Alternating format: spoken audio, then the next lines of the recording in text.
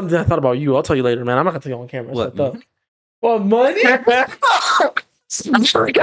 yo, we gotta tell that story one of these days, bro. Yo, one of these days y'all go know No, that no, one, man. what money?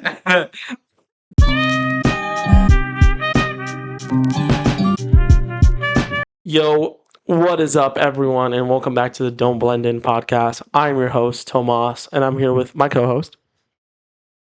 Ari Aster. He's doing little finger guns. Ari Aster. Ari Aster. No. In the foot, no? No. His hairline's more fucked. Yes, Derrick. Yeah. Derrick, co-host Derrick. Of course. And kind of gave away what the episode's about a little bit. So, as you guys didn't see, because I know you guys don't check our numbers, you got to be some kind of weird to check our numbers. Our horror episode did solid numbers. It did better than I thought it was going to do, honestly. Same. And we had a really good time talking about horror. It just so happens we spent a good amount of time talking about Hereditary. It really didn't get into a lot of like the plot of Hereditary. We got more of like the filmmaking, because we were talking about the making of horror movies and short films and horrors. How great it is. Yeah, but we kind of like, you know, this shot was very beautiful and that kind of stuff, right? So, and then Derrick watched Midsummer Recently. and then the drama, a Ari Aster movie, came out, and Hereditary, Midsummer, the drama, which just came out, and Bologna, which I really liked last year. Begonia. Begonia. It's not Bologna. Begonia. I don't know how to B-U-G. I never know how to say it. It always confuses. B-U-G-O-N-I-A. I know it's Bugonia. Begonia. Or Begonia. Begonia. I don't know. I can't pronounce it. Begalogonia. I can't pronounce it, bro. Stop. Listen. It's I know it's based on a Korean film. I just found that out fairly recently. Really? I think it's based on a Korean film. I don't know anything about this Korean film, but I know it's based on a Korean film. Right. A lot of good horror films are based on the bubble popping Korean film. I don't know. It's a Korean film. But all I know is that a lot of really good horror movies are actually based on foreign films. But yeah, in the spirit of Derrick watching Midsummer and Hereditary being awesome and getting us a bunch of views, we're going to talk about Ari Aster, the director behind all of it. Like, how many times have we talked about, like, praised Hereditary? Yeah, so now we're going to have a basically full Hereditary, full Midsummer. We're going to throw a little bit of Begonia in there. I mean, I don't know. Begonia. Begonia. We're going to throw a little bit of the drama. We haven't seen the drama yet, but I do want to talk about... you already watched Begonia? Yeah, but I haven't seen Midsummer. Okay. I've seen Midsummer. I'm going to watch Begonia very, very soon. Yeah, I haven't seen the drama. I said I haven't seen Midsummer. I haven't seen the drama. And so that's what we're going to get into. But we got to start off with the news segment. Originally, we were going to do a space episode because, you know, Artemis 2 came back from space, which it did. It did. Yeah. Yeah. Just get those comments out the way. It did go to space. It did come back. Hi, bro. We've been to space. I think they get it, bro. Yeah. Okay. No, they don't get it because you don't get comments talking about it, so they don't get it. And I don't think they ever will get it. But yeah, Artemis 2 came back, and Project Hail Mary. I watched it. It's one of the best movies I've seen in the cinema in a long time. And then I watched half of Mickey 17, which is in space. Dude, I'll let you talk about that in a second. Actually, that could be part of your news segment. Yeah. And what else was I going to say? Oh yeah, I love Interstellar. Just a bunch of great space topics to talk about. But we discussed it. Derrick hasn't seen Interstellar. Derrick hasn't seen Project Hail Mary yet. Derrick hasn't seen The Martian. He hasn't seen 2001: Space Odyssey. I was born in 2016. Yeah, bro. He hasn't seen any of like the great, beautiful, amazing space movies. So we're gonna give Derrick a chance to watch some space movies. We're gonna give me a chance to listen to some, I don't know, Martian music. What do you gotta say about space in your art forms? Like clothes? Buy some Martian clothes? I mean, with space, I was really going to talk about like very conceptual, how it's influenced humanity more so. Yeah, I would have talked about like paintings and stuff too, like a lot of good paintings in space. But we'll save that for next week because we gotta film a few episodes not on our usual days because I'm gonna be in Europe for 2 weeks. I'm going to Austria, I'm going to Hungary, and I'm going to the Czech Republic. So, he's gonna visit the Budapest hotel. Czechia? I don't know what they call themselves nowadays. They change their name a lot. They used to be Czechoslovakia, and then they were the Czech Republic, and now I've seen some people say Czechia. They're Bohemia and like 14 something. So I don't know. They change their names a lot. I've heard like Chechens. I don't know. Czech? That's how they're Czech. I don't know. I'll see when I get there. I'll figure it out. Their flag's kind of cool. like a little Trump little triangle that's like white and red. Okay. Okay. But kind of like the Puerto Rican. Okay, I'm seeing the vision. And the Cuban one too a little bit. We kind of got that level of involvement right there. But whatever. We're gonna I'm gonna be there, so we gotta film a few episodes in advance. We're probably gonna film the space episode then. Yeah. Or another episode. We'll see. But yeah, space episode soon. That's basically what we're saying with that. You have anything you want to discuss with them real quick? Any updates? I mean, to stay on the space thing, I do want to mention Mickey 17. I'm gonna finish it. You gonna finish it? One day. You really didn't like it that much. And it's just, dude, like, there was like okay, I'm not like off rip, like the description didn't hook me. I wasn't interested. The conflict wasn't very interesting to me. Yeah. I will say the shots were really cool. The setting is really cool. I hated almost all the characters. What's his name? Oh my god, I'm blanking. I don't know. I haven't seen it. Hulk. Mickey 17. No, Hulk. Hulk? I had to replace Hulk. I'm Mark blanking. Ruffalo? Mark Ruffalo, yes. You're supposed to kind of hate his character. I hated his character. There was just certain things in the movie that I didn't enjoy watching. It's one of those things where it's like it's like you play a game for fun. You know what I mean? You can get competitive with the game and stuff, but like I didn't enjoy watching the movie. You know, I mean, that makes sense. Yeah. It was like one of my least enjoyable first halves. Like I watched over half of the movie. Oh. I had about an hour left. It was one of my least enjoyable first halves of a movie, like ever. Hearing this makes a lot of sense, dude, because the way you talked about it last night, I was expecting this kind of like it hurt. Yeah, kind of to watch the way you were like, or we were talking about something being bad, and you were like, yeah, bro, Mickey 17. I was like, you brought it out of nowhere, and I was like, I guess, bro.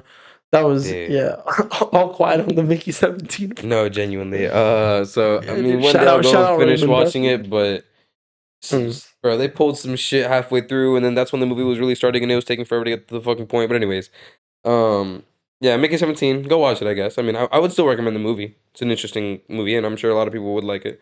It has good reviews, decent reviews. Yeah. So, that's that. But I mean, aside from that, I also would have talked about like Invincible, in the spaceship, but Invincible's out. Go watch it. The Boys is out. Go watch it. I mean, I would like I just made the first recommendation of The Boys I've ever done. Dude, Isai. He's not gonna watch it. He would like it though. He would, and I told him that, but he seems like because he's a weirdo. He's like he doesn't watch shows unless he gets like spoiled. Spoil the boyfriend. So he's like he's seeing clips and he's like, oh, I'm not like I don't know, he's fucking dumb. But yeah, I would usually I wouldn't recommend The Boys to like anybody, but I tell everybody I wouldn't recommend it, but it's an amazing show. It's a very good show. Why wouldn't you recommend it though? Just because it's like a lot. It's a lot. It's a lot. No. I disagree. I tell people it's an amazing show. So because that's the difference, right? If like for example, my grandmother, she doesn't enjoy horror, right? And like it's a difference between me saying this is an amazing movie. So if you like an amazing movie, if you like watching good film, I'm gonna say this is great. Go watch it. But like a lot of people, again, it's for entertainment. So if you don't like a lot of things on there, to a lot of people aren't entertaining. Like to my grandmother, she doesn't like gore. You know what I mean? Like a very very gory film. I don't know if I would recommend that to a lot of people, but I'd say it's great. So go watch it. We've talked about this before. Not every art is made for everyone, Yeah. It should be accessible to everyone, but it's not made for everyone. Some people love romance movies, and that's their shit, and that's what they're gonna go watch, and they're gonna prefer to watch a romance movie than a comedy because they don't like comedy when they're watching it. It's just not everyone is gonna enjoy something because sometimes it just isn't made for their taste.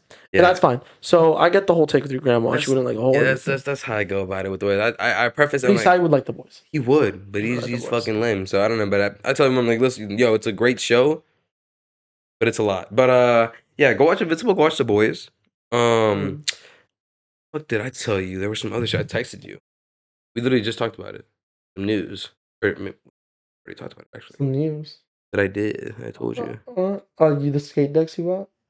No, I did buy some skate decks. You bought some skate decks. They're really pretty. From an artist that I've already bought from. Because Derrick's gonna start making content? Have I said that? No. On the podcast? You're gonna start making content. I am gonna start making content. I'm also gonna start making content. Be on the lookout for Derrick stuff. You're gonna be talking about fashion, right? Fashion, yeah. Then we talk about fashion on TikTok and Instagram. Yeah, I'm gonna be. TikTok and Instagram. Go check him out. Me and third string host Raymond are going to be doing our own show. That's just gonna be fire. We talk about ghosts and ghouls. Go check that out. We'll have a link when that comes out. We'll have Raymond on, and we'll have a link to all that stuff. Yeah. And when Derrick starts posting, we'll have a link to all that stuff too. So go check that out. Bro, we were literally talking. I swear I texted you about what news were we talking about here? We talked about the spaceship. Yeah. Do you want me to talk about the last news I have while you think about it? No, but when you were there and we were talking, I said the spaceship. Get some other shit. That's the only one I remember. The spaceship. Go on. I'll look for it. So, this is just something we were talking about last night, and I wanted to bring it up to y'all. So, as is very well known, Derrick has a full Elden Ring sleeve. Oh yeah. Show it off. The full arm. That whole thing right there, just straight Elden Ring tattoos, right? So we were looking at how many hours all of our boys have on the games. You know, like our boy Raymond, Isai, like Geo, like all them. We were looking at how many hours they all had on each game, right? And we found out that I have more hours on Crusader Kings 3 than Derrick does on Elden Ring. And he has a full Elden Ring sleeve. I had to say, do I get a Crusader Kings sleeve? I just get like the map, all the it would be so in character. Yeah. Not even because it's like because you like the game, but like it's a game about shit you like in real life. Like just like me with Elden Ring, like it's about like I'm a fan. I love fantasy. You love history. I just don't want to be associated with like. I feel like people who get history tattoos. No offense, but a lot of people that get history tattoos are like racist. I don't know. I've just seen that a lot. So it's kind of scary to get a tattoo about history because it's like what kind of history am I getting tattooed on me? You know what I mean? I think. Okay. I'm so sorry, y'all. That's just a stupid take. That's just stupid take. I'm gonna go ahead and shoot a. I don't know. Throw a wrench in here, bro. I think it's the way you're looking at it, the frame. Because if you look at it right, you just got to look at it from history. Yeah. So like, my right arm is gonna be influenced by history. It's like a lot of people have like Roman shit and they cast it as mythology, but it's history. I'm gonna get some history tattoos because I love studying it. That's fucking insane. I don't view a lot of people view history as like when it comes to as a hobby, right? Because obviously history affects like being a history buff. History affects our present and our future. Yes. Yeah, being a history buff. It affects our present and our future. I think you should be informed of history for your like what political takes, for that kind of stuff. You should be informed in history, right? Yeah. So a lot of people view history that way. And I study history for that, right? That helps me out in my understanding of the world and all that. Yeah, just in life. But that's not where I get my enjoyment. Right. I get my enjoyment just hearing these fantastical, and I think a lot of the CK3 community is also involved in this. Just hearing stuff about history, and you're like, that actually happened. We were that stupid. Like we actually like you hear stuff from history sometimes, and you're like, I know this inspired like some shit, and then people sit down and watch the inspired stuff by history, like that would never happen in real life. And it's like directly inspired by something that happened in real life. That's why I love CK3 the most out of all the Paradox games, just because it's medieval history, and they were up to some nonsense, dude. Like the event lines you get in CK3 sometimes are just like. I showed you the glass monument. The glass monument. Yeah. That's just like. In CK2, you could become a horse. I haven't played CK2 a lot. I played a lot of CK3, but I've heard that you can become a horse in CK2. Interesting. To say the least. There's a lot of fun little storylines. You can like, you can fuck someone's wife and have them raise your kid. Have the other person, the husband, raise your kid. Then you'll never know. You can like kidnap people. It's interesting stuff. You can blood eagle people as a Viking. That's on theme with Ari Aster in Midsummer. Yeah, which we're going to talk about here soon. But yeah, all that to say, get some history tattoos. Get some history tattoos. Maybe you should get a CK3 sleeve. Just get I don't even know what lifestyle. I'll get my 3 traits because every character has a few personality traits. And then on the back of your wrist you get wide. They're all negative traits. Oh, wow. Can you imagine? Like all 3 traits, and then on the back wide. Play wide. Play wide. I don't play wide anymore. I play tall. Also like meta. But yeah, just get I joked about that. Get like a negative trait on my forehead. Get like the really ugly. Your characters can be ugly, and it's represented by if your character's pretty, it's represented by a flower. Mm-hmm. Right, and the more open the rose is, the more beautiful your character is. Fire. And the ugly is represented by a frog. Oh my god. And the nastier the frog, the more like warts and horns the frog has, the uglier your character is. And it affects the model of your character. I've seen characters that have like squished, like their whole face is like right here. Their whole face is like eye, nose, Were they mouth. like inbred or something? Nasty. You don't have to be inbred to get the ugly. You could just, if you marry someone that has the congenital ugly trait and end up with the ugly trait, you might end up with the ugly trait. Oh. That's what you gamble. That's why you gamble traits. That's how I got. Remember the genius heir I showed you? Yeah. I got that because I married a genius character, and my character was beautiful. So the sun came out calmly, which is like good looking and genius. That's metagame right there. This game is hilarious. That's how you strengthen the bloodline just by. The game is genius. That's a trait you could take, strengthen the bloodline. Really? Yeah, if you have enough, like, Nah, this game is locked in. It's a great game. I want to get if you clip this and it gets 20 likes on TikTok, will you? I knew it. Stream CK3 with me? Maybe. 20 likes on TikTok. If this short gets 20 likes, I think that'd be almost guaranteed. I know, and it would be fun. We're looking pretty good on TikTok. So if this TikTok that you're watching right now gets 20 likes, Derrick, who has never touched Crusader Kings in his life, doesn't really know much about history, doesn't care about history, will play CK3 on live stream for you guys with me. All right. You heard it here first. Like this, share, run the likes up. Elio. All right. So, yeah, that was my last. What was your last news? Bloodborne, bro. The Bloodborne movie. Jacksepticeye! The fucking Bloodborne movie. You know he has a Bloodborne tattoo? Yeah. Bloodborne fucking everything. I'm so excited. So excited. I'm so excited, but I'm scared. As per usual, I'm terrified. YouTubers making movies, bro. You know, that's my life goal. So I'm excited, but it's not even like the thing is, be hard I've got more faith in YouTubers making movies than video game adaptations being successful. Like I'm not worried or scared that it's Jacksepticeye. I'm not. No, that doesn't worry me at all. If anything, it makes me more excited. You know what I'm saying? But the fact that it's a game adaptation and Bloodborne out of all the games, it could be such a cool fucking thing. But I just don't know where he's gonna go with it. I don't know what he's gonna include. I don't know, the storyline. What's it gonna be? You know what I mean? Because he could keep it simple. And he could keep it simple, and that'd be so cool because then you can see Gascoigne and you can see other hunters and you can see the cool weapons and some of the main bosses. That'd be fucking sick. And they can get 2 or 3 major sets in there. That'd be really cool. Different spots in Yarnum. But I'm scared. I'm just scared. I'm a little worried about Jacksepticeye because Markiplier. If you watch a lot of the interviews he's done and you really followed Markiplier's career growing up, you realize that he wasn't a YouTuber making a movie. This wasn't his first movie he's ever made. It wasn't. A Date with Markiplier, In Space with Markiplier, Who Murdered Markiplier, he has gone on record and said that those projects had more people on them than, more sets, more everything than Iron Lung. Really? They were harder to make than Iron Lung. Okay. In Space with Markiplier I remember when In Space with Markiplier was coming out, that was massive. They were like pick your own adventure YouTube videos where you'd watch a YouTube video and then you get 2 like recommended videos and you'd get to pick which choice you'd make and you get the next one. Cool. It's amazing. I remember Who Murdered Markiplier growing up. That shit was actually peak. A Day with Markiplier was actually peak growing up. And then you grow up a little more, and then In Space with Markiplier came out, and then that was just like the culmination of everything. I was like, oh, this is amazing. This guy knows what he's doing. He knows ball. He knows ball. This guy's a director. Yeah. So I don't remember Jacksepticeye doing really anything like that. Nah. And that really scares me a little bit. Then again, every time Jacksepticeye goes into a bubble he's never been in before, he hits. Thing is, Top of the morning coffee. Is he directing it? Because I know he's producing it. I think he's directing it. I don't know. I didn't see anything about him directing it. We'll find out. Because he did say that he's going to try to make it as best as he possibly, humanly possibly can. But I don't know if that's going to be him as a director or if that's going to be him as a producer weighing in with the team and the director. You know what would be great? Now, a lot of people might not be with this. Tim Burton. Bro. Tim Burton, Bloodborne.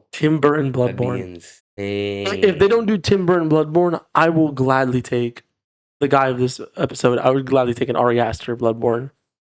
Both those, like, we're talking about one is, in my opinion, one of the greatest horror directors, like one of the best horror directors we have right now, versus one of the greatest, if not the greatest, atmosphere builder we've ever seen ever. That's like the thing, Tim Burton, though. I don't know what genre it's going.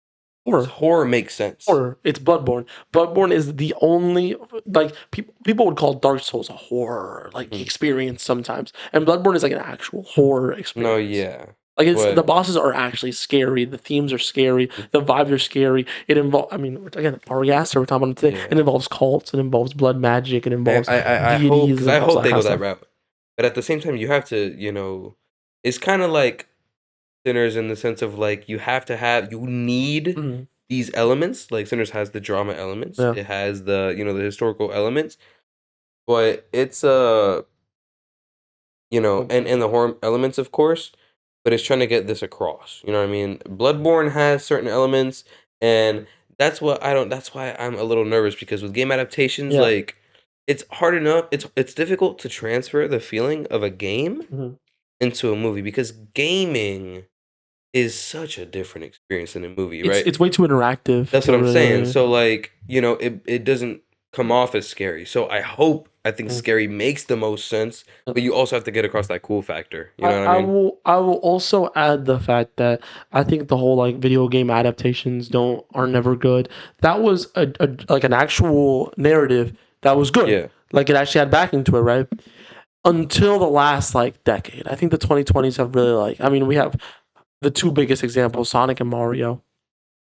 Yeah. They're both amazing. Like I haven't watched it, but The Last of Us has gotten good reviews. I didn't love The Last of Us. Well, it's not because I didn't. Now this is where we get a real unpopular take. It's gonna be killed. Okay. The reason why I don't love the Last of Us series is because I don't love Last of Us 2 that much.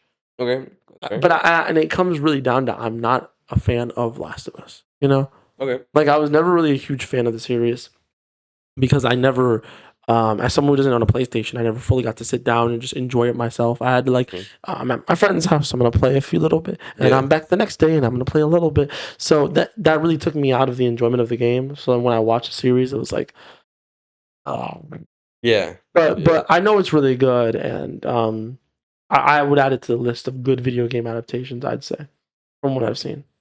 Again, I'm not the arbiter of this information because I'm not. Yeah. But I would throw Five Nights at Freddy's in this a little bit too, because they weren't good movies by any mean, but they were good for the fandom. Yeah. If you were a Five Nights at Freddy's fan, you liked the movies. Minecraft. My fault. I could hold it. There's an entertaining movie. I think if you really, really want to do a good Minecraft adaptation, it would be like an animated, like a short animated TV show. Yeah. Of Steve's journey or something, like that's what you would do if you really wanted to do like. But at the same time, I feel like the Minecraft, this fucking story mode games, I feel like that already did. That was good, and those weren't bad games. Those were good. So I think, bro, you don't even need that. Now the Minecraft movie was entertaining. That shit was funny. It was funny. And Jack Black and fucking it succeeded in what it was trying to do. Yeah, exactly. But was it a good movie? What it was trying to do, I think, was wrong for Minecraft. In the sense of like Minecraft has a lot of lore. There's a lot of like world there. Yeah, they kind of Fortnited it a little bit. Yeah, but I think I'm glad it exists because Minecraft does have a younger audience. That's good. But I'm not gonna lie, those role-playing Minecraft YouTubers did a better job. I'm not gonna lie, bro. I'm not gonna lie, bro. If y'all want to do a Minecraft movie, Sam Gladiator directing it. I was about to say. Get my goat. Bring my goat out of retirement, bro. Get my goat to direct that shit. That's a fact. But shout out Sam Gladiator, bro. For those that know. Yeah, I think there's definitely a good argument that, bro, if you put the right people in the right places with the right vision, bro, like I mean, there's a reason there's a reason. Yeah. That's what I'm saying. That whole stigma, it has been broken. There's a reason that we're getting a Sekiro anime. Now, here's where I got confused, right? Because Jack, and I don't know where they're at in the production or anything, or if they're even in pre-production yet. I don't know if this just got, the deal just got made and it just got announced because Jack is excited. I don't know. But he announces Bloodborne a few days ago. I don't know if y'all saw. I don't know if you saw. Surely you did. The leaked Elden Ring set, IRL, So then an Elden Ring movie is being looked at, and we have Sekiro on the side. Anime. It's all just different people, I think. I don't know what's going on. Miyazaki cloned himself, and there's 4 Miyazakis running around. So I don't know what's going on. It confused me the timing with the Bloodborne because we just got somebody leaking a picture of the Elden Ring set. Talking about this new segment's about to run so long because so much has happened. So, talking about leaks, did you see that the new Avatar: Last Airbender movie fully leaked? I thought the music got leaked. The full movie is out on the internet right now. Fully leaked. It's done? It's done. It comes out in 5 months. It's fully leaked. 5 months? I thought it was 27. No, it comes out in like 5 or 6 months. It's fully leaked. Full online. You can watch the whole thing right now. What the fuck? I saw that the music got leaked. I didn't know the whole shit got leaked. I'm not watching it because if it's in theaters, I do want to watch it in theaters for the first time. Of course. But from what I've heard, it's really good. Bro, from what I've heard, the fuck? People watch it and they're like, it's really good. Oh, wait, hold on. What Avatar are you talking? Last Airbender. Okay. Yeah. I was thinking about Avatar, but I did see that that the music got leaked. The whole movie got leaked. The whole Avatar: Last Airbender movie got leaked. Wow. And it's like the thing about it is you know what it's like. Aang and the group. They're older like adults, right? Yeah. The full movie got leaked. I don't know what it's about. I'm not watching it. I want to see it in theaters if it comes out in theaters. If it doesn't come out in theaters, but the full thing, like I feel so bad for the team behind it. Oh my god. I feel so bad for the team. This fucking news segment might have run crazy. Did you see that the hackers fucking shooting at GTA 6? Yeah, I did see that, bro. Everything is happening. Bro. I leave Florida for like 4 days, and things just get crazy. I was just in Virginia. No, they said it's not going to affect anything, though. It's not going to affect price. It's not going to affect drop release date. You saw they confirm the price? $70-$80. Which surprised me. I'm glad.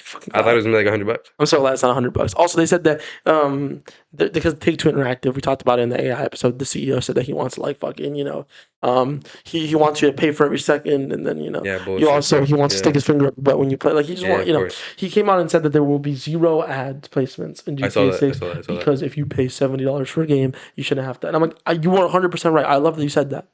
I know you're not saying that because you believe that. You're saying that because of backlash. You stinky motherfucker. I'm glad you're doing it, but I know damn well you're not doing it for the right reasons. Well, for the optics. You're doing it for the optics. You're doing it for fucking rep, bro. And that, like, yo. I didn't even know it was him that said that. He said that. He said there's not going to be like any in-game ads. Like, you're not even playing GTA 6 in the game with a fucking ad. Interesting. Which is like, that might be the future. Horrendous. Horrendous. Go support your local indie devs. Indie devs will never do that to you. Facts. But also push so Steam. Much shit, man. Push Steam to continually put that made by AI logo on anything that's AI because we do not want to play AI games. All right, getting into the episode after a 30-minute news segment because we have so much to talk about. Right? Yeah. Ari Aster, Derrick watched Midsummer. Go talk about Midsummer. Dude, it was great. It was great. Okay, I'm gonna go ahead and preface this because I feel like this is gonna be important for them to know, right? Guys, we literally just sat and talked about Midsummer for a little while, prepping a little bit, because again, this was a last-second decision. Thankfully, we're prepared because we both watched both of these movies. I'm going to go ahead and watch Begonia soon, and I'm surely we're going to have a drama episode, if we go both watch it, which I actually wasn't planning on watching it, but now that I know that Ari Aster did it, I probably will. So that's what we do. When there's a good romance movie out, me and Derrick go watch it. Yeah, that's what we do. Together, and we hold hands. Together, and we hold hands. Yeah. I'll bring my girl, you bring yours. But, watching Midsummer originally, and I said that I thought I missed something. I didn't. Tomas put it better. I feel like it wasn't made for me completely. You know what I mean? There were certain things, like although conceptually I get it, there's some theories we're going to talk about that are cool and interesting. I watched the movie and I liked it, but I sat back and I was like, I don't really get why some of these things happened. You know what I mean? Oh, I just thought of the most fucked up thing ever. That's the worst thing I could have said ever. Never mind. Yeah. I'm not saying that's horrible. But I mean, we're talking about some pretty horrible stuff. Yeah. But that, horrible about you. Oh, wait, what? Now they think I'll tell you later. They think I'm a bad guy. I'll tell you later. No, I'll tell you. No, it's not a bad. It's just disrespectful, man. I'll tell you later. That's fucked up. That I did was disrespectul? No, it's something I thought about you. I'll tell you later, man. I'm not gonna tell you on camera. That's what? Fucked up. Well, money. Gosh, yo, we gotta tell a story one of these days, bro. Yo, one of these days, y'all go know that one, man. What, money? Yo, Ari Aster. Anyways, I preface that, guys, because although we're gonna talk about some of these certain things, right?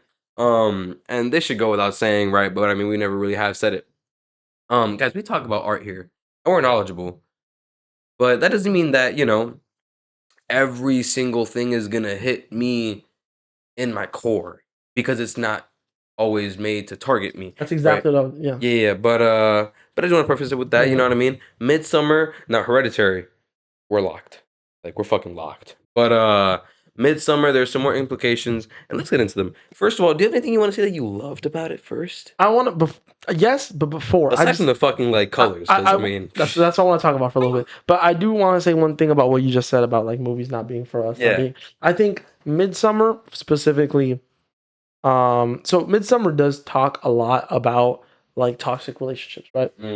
And trauma and just for some ideas.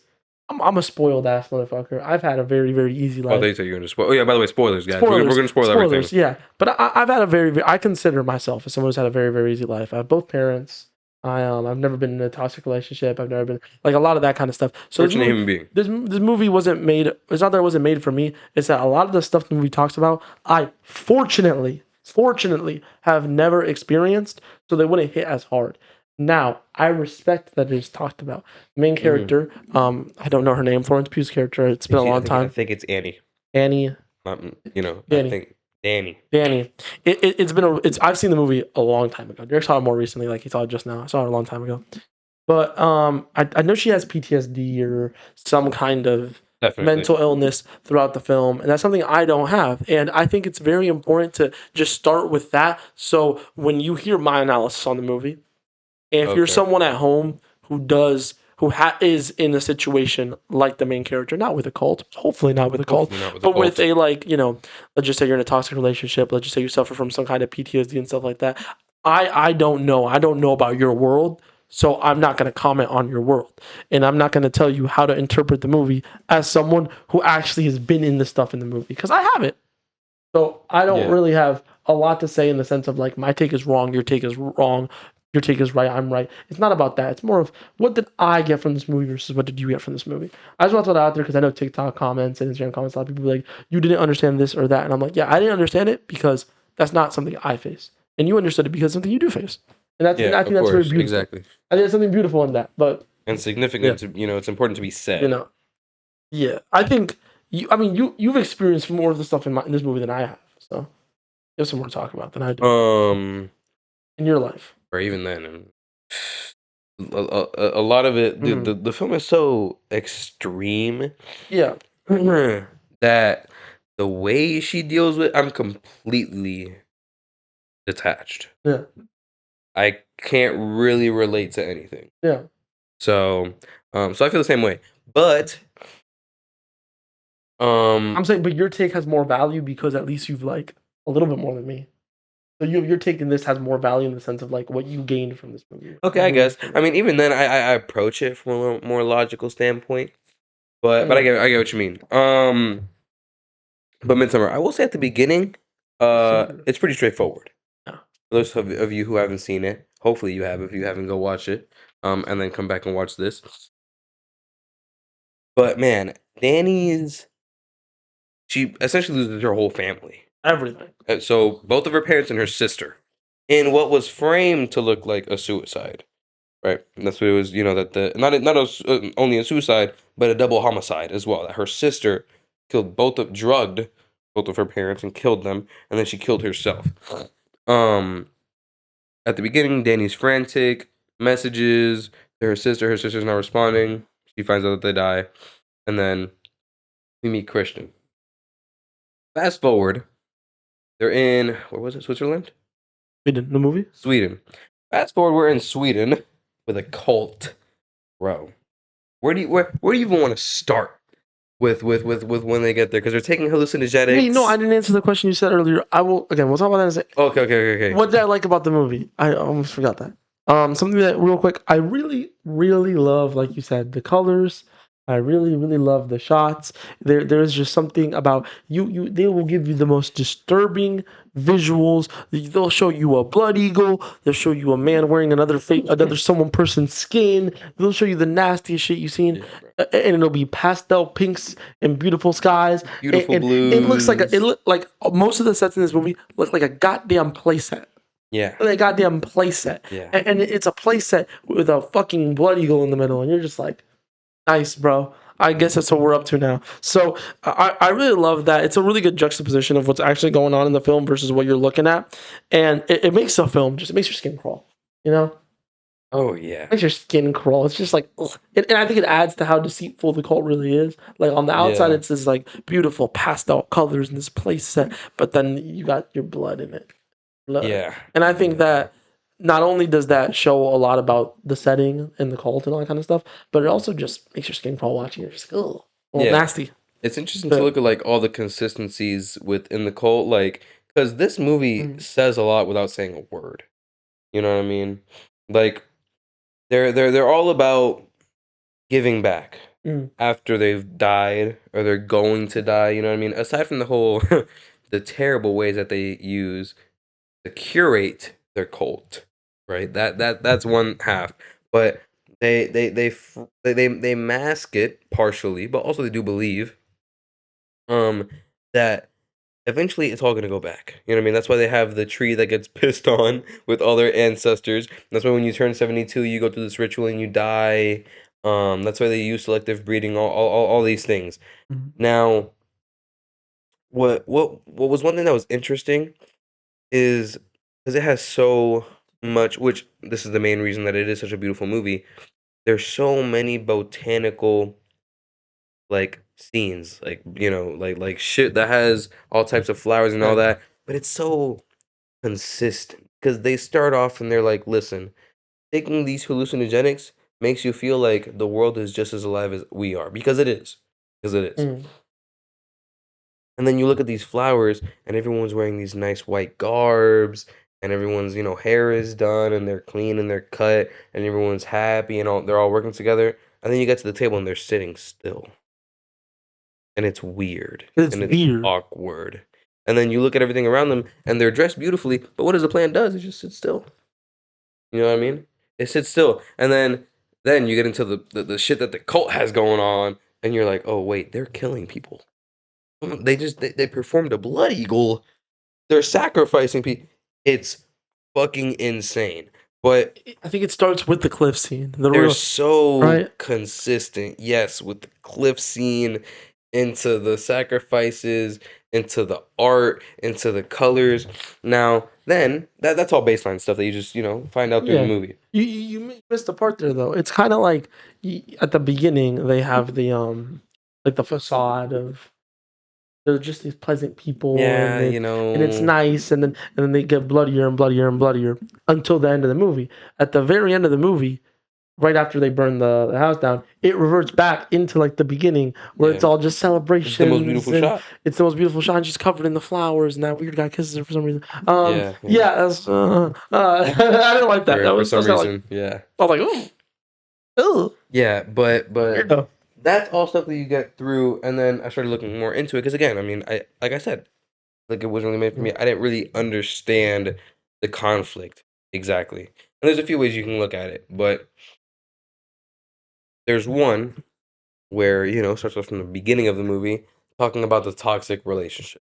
Yes. You know what I mean? Between Danny and Christian, her man, which like you almost feel it in the movie. You're like, bro, you're there. You're living it. All these weird things are happening. Your friends are disappearing. They're starting to leave. They just smash an old dude's face in, and they're so caught up. Christian and Danny are so caught up in their own problems that they're completely negating the fact that they haven't seen their friends in 4 days until you see one of their fucking feet sitting out of like this, like a little pillar out of the dirt. And then your other friend has flowers in his eyes and he's blood eagled. And then they have a random bear somewhere that isn't explained in a cage. So, I saw this video and it was explaining, it was like, Ari Aster was doing exactly to you what they were going through. So they were so caught up in this toxic relationship that they didn't realize that they were getting set up. They were on a silver platter for this cult to be destroyed and murdered and having their lives ruined. Because you're either one of two people, or well, one of three, I guess. Either one, you're the all-knowing and you're watching this movie and you're like super caught up into the cult but also super caught up into the relationship and you're going back and forth, or you're one of the other two, which Ari Aster intended, or so the theory says, intended for you to be. You're either so caught up in their relationship that you're just like them and you're kind of getting blindsided by some of the things that the cult are doing, or me on the other hand, I was more focused on the cult. I wasn't really focused too much on Danny and Christian and what they were going through. I knew that I was like at certain points I was like, bro, like, are you serious? Like y'all are fucking arguing over this dumbass shit right now. But majority of the time I was focused on the cult, which I mean I would assume that most people were because it's so bizarre and disgusting. But I thought that was cool because bro, it's supposed to, because most movies you look at it and you're like, oh my god, this is such an exaggerated version of this concept. And then this, it's exaggerated, but you're living it just as they are right now. Just not on the same scale, right? No one's dying around you, I'd hope. Right? I'd hope, yeah. You know what I mean? But you're the same exact thing that's happening to them is happening to you right now. You're just not having anybody die. It's kind of like, well, it's kind of like, you're so caught up in your stuff, you're not noticing what other people. You slipped into their world immediately. You don't notice without even realizing. You, yeah. So that was one of the coolest. Now, how they went about doing it. That's a whole other thing. I saw the movie so long ago, I don't remember if I was one of those people or not. I vividly remember every time the cult would do anything, I was just like, probably were then. You're probably on the cult side. Because did you think very much like do you remember getting very upset at Christian or Danny for doing dumb stuff? Yeah. Oh, so you're probably maybe both. Yeah, I was but I was so uninterested in their relationship because me too. The first scene they had together, I was like, oh my, why are you all even together? Exactly. Oh brother. And then I just immediately was like, the one thing, I've seen enough horror movies where the second I saw Christian, I was like, he's gonna die. Yeah. He's gonna die. Yeah, because the annoying, in almost every movie, the toxic partner gets fucking slaughtered. But I thought this movie was gonna be a lot more of a slasher, because I didn't know it was made by Ari Aster when I watched it. Right. And if I did, I would have used my prior Hereditary experience to know, there's some shenanigans that are about to happen. Yeah, I thought it was about behind the scenes, a lot more basic. So I was like, oh, okay, he's probably gonna be like, turn out that Christian's secretly the villain, and he's gonna like on some bullshit like that, right? Yeah. And then the movie just completely, by doing exactly what you thought it was gonna do, it subverted your expectation. Yeah. Instead of like, you think, oh, the movie's gonna try and subvert our expectation by a creepy plot twist. There was no real plot twist. Exactly what you thought was gonna happen happened. The cult turned out to be evil, and they kill everyone. Mm-hmm. Exactly what you thought. The real plot twist there was on Danny. Danny actually embracing the whole. Was it May Queen of May? Yeah, becoming the Maid Queen. Yeah, the May Queen. It was like, I didn't actually like. I was like, that's not what you expect going into the movie. Yeah. But that was the real plot twist. I thought there was gonna be more of a plot twist of like, maybe the cult is secretly this, or the cult is secretly this. The cult wasn't secretly shit. The cult was they were pretty. They were pretty like, you knew what was gonna happen. Movie with cult in it. Yeah, they're gonna kill people. They're gonna be bad. But they're pretty culty. Danny was the real surprise. Yeah, which is interesting. Subversion, yeah. Yeah, it's interesting how they got Danny in, which is also another theory that I was talking to Tomas about. I saw the guy, I forget his name, but the guy that was Christian's friend that said, "Hey, let's go to Sweden, right, for this thing." And not I think his name is Josh. Not Josh, that was or John, whatever his name was. That was making the dissertation on the cult, not him, the other one, the actual family member. There was a theory. Cult member. And what it said is just Danny at the end, right? Yeah. There's a theory, and he was the only one that was excited for Danny to come. And it was because he wanted her to come. Why? Because he was the one that set up her sister and her parents to die. Because to get into a cult, really the only way that you're going to miraculously move out to Sweden and join this cult in the middle of nowhere is when you have nothing else to lose. You don't have any more family. Oh, yeah. You know what I mean? That's like cult 101 recruiting. Yeah. It is like disenfranchise you from your family. Yeah, they're not going to aggressively abduct you. That's like the first step any cult, if you're watching like true crime stuff about cults, it's like the first thing they do. They're like, let's get you as like outside of your family as we can. Let's pit you against your family and the people that are close to you as much as possible, so we can get you separated and we can get you alone.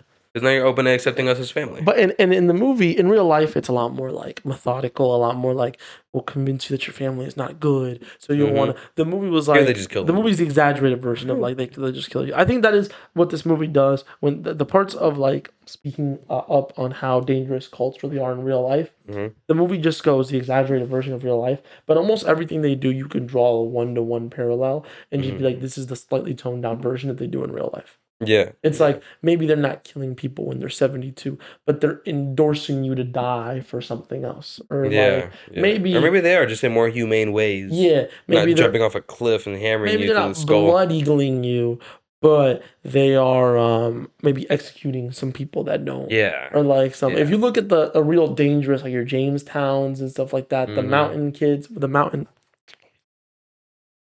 Oh, I'm blanking so hard. The fuck, whatever. I'm a really, really bad cult. The mountain cult. No, they're not. They're called. No, I don't know what it is, but just for the sake of. Just give me a second. All right, and we're back. A bad yo. It was the Anthill kids. Anthill kids. They were bad business, and they weren't killing people. Okay. Like they were performing medical procedures they were not. And they were torturing people they should not have been torturing. It's bad business. But so they weren't killing people like the cult in this movie. It's just the way the cult in this movie does it is so visceral and so like just so you can see like how bad things can truly get in a cult. It's like, sure, maybe they're not killing your family, but they're proverbially killing your family. They're getting you to never talk to your mom, dad, sister, brother. Like basically killing them out of your life. Yeah. So I do like how this movie portrays cults. And I like how the movie shows you that a cult isn't just going to grab you off the side of the street like, you're part of the cult now. They're going to like slowly manipulate you and convince you and tell you that this is a good thing and this is the right thing. And then eventually you're in it. And now when someone tries to tell you, hey, you're in a cult. No, you're just a non-believer and you're against what I'm trying to tell you. Yeah. Exactly. So I do like how this movie treats cults. Like you said, I like how the movie treats toxic relationships, because it makes the audience itself feel like they're in a toxic relationship. You know what I mean? With the storyline. Yeah, with the conflicts. With the conflicts, where it's like you're so focused on these two characters and their bullshit that you don't realize the bigger picture. Yeah. When you're in a toxic relationship, you're just so like focused on the relationship, you don't see the outside factors. You don't get the third person point of view. And if you were to get the third person point of view of this movie, if you weren't someone that was hyper focused on Danny and Christian, you could really see the whole one and be like, what up, yo? What's going on? Yeah. The second they land in Sweden, you're like, weirdos. Yeah. Weirdos. Which they don't see it because they're arguing so much. Even their friends, to a degree, saw it before they did. That's why they all had to be killed off. Yeah. Except for the dude that got his head taken off. That dude was a hornball. Oh yeah. That dude, he wasn't seeing nothing. Yeah. He was straight. No. He was seeing buns. That's all he was seeing. Eeks. Yeah. But no, it's a fact. I mean, one way or another, you're missing something. Because if you're hyper focused, you're not looking at the big picture. Yeah, probably eeks. That he's looking for. That's what he's looking for. Smash the yams, bro. That's bad, bro. He's trying to get to it. No, aside from bro, what's his name? I forget. Yeah, bro got skin. Call him Jeffrey or something. Jeffrey. Yeah, bro. Big Yam Jeffrey. He was not focused on what he should focus on. But aside from them, whole time. Aside from them, just buns. Aside from them, everyone else except for Christian and Danny were like really like, seeing the bigger picture. That's why they got killed off, because they were seeing the bigger picture. And these two were sad. That one dude that got bloody gold, I thought he escaped. I thought he escaped. No, they fucking. His lungs was out. His lungs was out for display. Yeah. It was bad, but yeah, that's kind of, I like that theory because it makes perfect sense, and that it kind of showcases what genius directing looks like. You know what I mean? If you're focused on the big picture, you're gonna miss details. If you're hyper focused on the details, you're gonna miss the big picture, and that that applies to the movie, and that applies perfectly to if you're having an argument or something like that. If you're having a problem that lasts days, oh, I'm so hyper focused on you saying these two words at me, and now I'm mad at you when the whole bigger picture was something completely different. It's like have you ever talked to your homeboy and he tells you his relationship problems, and it's like, brother, What are you talking about? It's so obvious, but they're in it, so they don't see it. That's kind of what it's like to watch the movie in this theory. Yeah, That's what it's like to it watch just the shows it movie. on a different scale. Yeah, You know what I mean? and So I'm it's with it, interesting. and I'm with it. I like the theory. Now, Talking about theories. I wasn't even gonna go theory. I was gonna go. You have something you want to say about Midsummer Theories? I want to ask you about theories because Okay, you said you talk watched to me, some of this. talk to I me. just had a burp right there. My chest is just like. So I want to hear some theories because back when I watched Midsummer, I was legit. I watched Midsummer when I was like 13 or something, right? Young kid. 13, by the way, watching. Well, no, I watched horror movies when I was a kid. No, but I'm talking about the cracking scene. Like 13, 14. 14, looking at Like, that, Jesus. bro, come on. As a teenager, bro, No, I get it, but you was gooning when you were 14, bro. Don't even lie. I get, but the whole like the scope of that situation is like, Yeah. this guy's drugged. There's weird people. It's crazy because when I was 14, I understood that scene better than some people I've seen online. Well, of course. It's like I was 14. It I happens. was 14. I was like, he was raped, and then people online be like, oh, he wasn't. I'm like, are we serious, bro? Are we serious, It bro? was really weird how they kind of portray like in that scene and in the scene where Danny is going and crying about it. Yeah. And in the scene where the 72-year-olds are dying. Yeah. And at the end again where the house is set on fire. Those 4 scenes where everybody starts reenacting, like, you know, as if they can feel their pain. Yeah, that was really weird. That to this day, I'd have to assume that they don't actually feel the pain. No, I think they But do. maybe they're like because everyone's drugged out always. So I don't know if I they're think like mentally they feel the anguish, even though it's like I don't think they're playing that up. I think the call members are actually like done. I was in between either they're drugged out so they're actually feeling it or they're doing it as like courtesy to what's going on. You know what I mean? But that wouldn't really make sense in the cracking scene. I don't think either one of those. This wouldn't make sense in the cracking scene. I don't think either one of those. You think they just have supernatural powers? No. I think it's based on what they believe in religious wise, like the actual belief of the cult. It's more of like, you know, it's about nature and like all being connected and all that kind of stuff. I think they genuinely believe that if they can feel the pain of the other person, that's like. But then I don't think they're doing it for manipulation purposes. I think they're doing it for like part of their belief system. No, for sure. But how are they? Like, did all those ladies trick themselves, trick their bodies? With no, I think they're just reenacting it. Okay. I think they're just reenacting. That was in between those two. I was like, I don't know if you're just reenacting it or if you are like convinced that you're feeling the day. No, I think they're just reenacting it. Okay, interesting. Or maybe they're drugged out. Hey, which one? But I thought they were just drugged out and you know convincing themselves that they were feeling it because I mean they were playing the part. They were naked. You know what I mean? They're there. They're all together. They're looking at it. You know, like you have everything to know what it feels like aside from the feeling. Which you feel me? Like essentially. And all the girls that were with Danny, they were seeing how she was crying. They were hearing her. They were hugging her.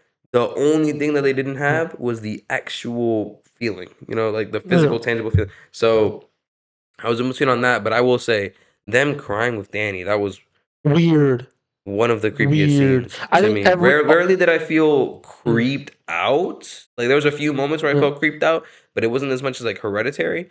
But that was one of the creepiest moments. All of the emotional scenes, all those scenes where they're like pretending to feel the emotions of others. Every single one of the scenes I found ridiculously creepy. Nah, I felt uneasy on the first time, and then after like the gooning scene and all that, I was like, okay, yeah, whatever. No, the gooning scene made me uncomfortable. Like it was weird. Yeah. But the first time I felt uncomfortable. After that, it was weird. But then the crying scene, that one actually was creepy. The cliff scene, that one also made me weird. Like all the scenes where they had like a shared emotion, I thought were really like. Ooh. Yeah, since that was the first time, I felt uneasy. I was like, oh, like there was something that was like fucking moving all crazy and oh my god. You know, it's quite a controversial movie too. I want to throw that out there. It's quite a controversial movie. I mean, a lot of people don't like it. A lot of people think it's bad. Movies like that.